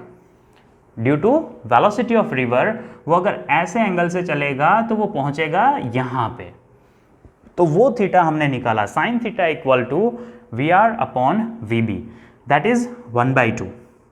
साइन थीटा की कौन सी वैल्यू 1/2 होती है आप बोलो? 30। So your theta is 30 degree. क्या ये आंसर है? क्या ये 30 डिग्री आंसर है? ऑप्शन देखो, 30 degree to the direction of river ऐसा लिखा, सिमिलरली 60 डिग्री फिर to the direction of river, 90 degree to the direction of river, या 120 degree to the direction of river. अब ये समझना ज़रूरी है। 30 आंसर आया, फटाक से टिक करके आ गए, गलत हो जाएगा, क्योंकि जो ये 30 है वो डायरेक्शन एंगल है with vertical line, direction with river. 30 degree to the direction with river नहीं है, क्योंकि डायरेक्शन ऑफ रिवर का मतलब है इसका एंगल रिवर के साथ, रिवर फ्लो जो है डायरेक्शन में उसके साथ ये एंगल कितना है, ये टोटल एंगल कितना होगा, that will be theta plus 90। Theta के साथ ये 90 प्लस करना होगा, वो टोटल एंगल होगा। So your final answer is theta plus 90 degree. जो आपको ये थीटा मिला उसमें ये 90 ऐड करो तो रिवर के साथ कितना एंगल बना वो मिलेगा, एंड दैट इज 120 डिग्री। तो रिवर के साथ, रिवर डायरेक्शन जो है उसके साथ जो एंगल बना वो कितना है? 120। यानी अगर रिवर का फ्लो इस तरह है ऐसे, तो बोट 120 एंगल से चलाना पड़ेगा, तो एग्जैक्टली अपोजिट पहुंचेगा।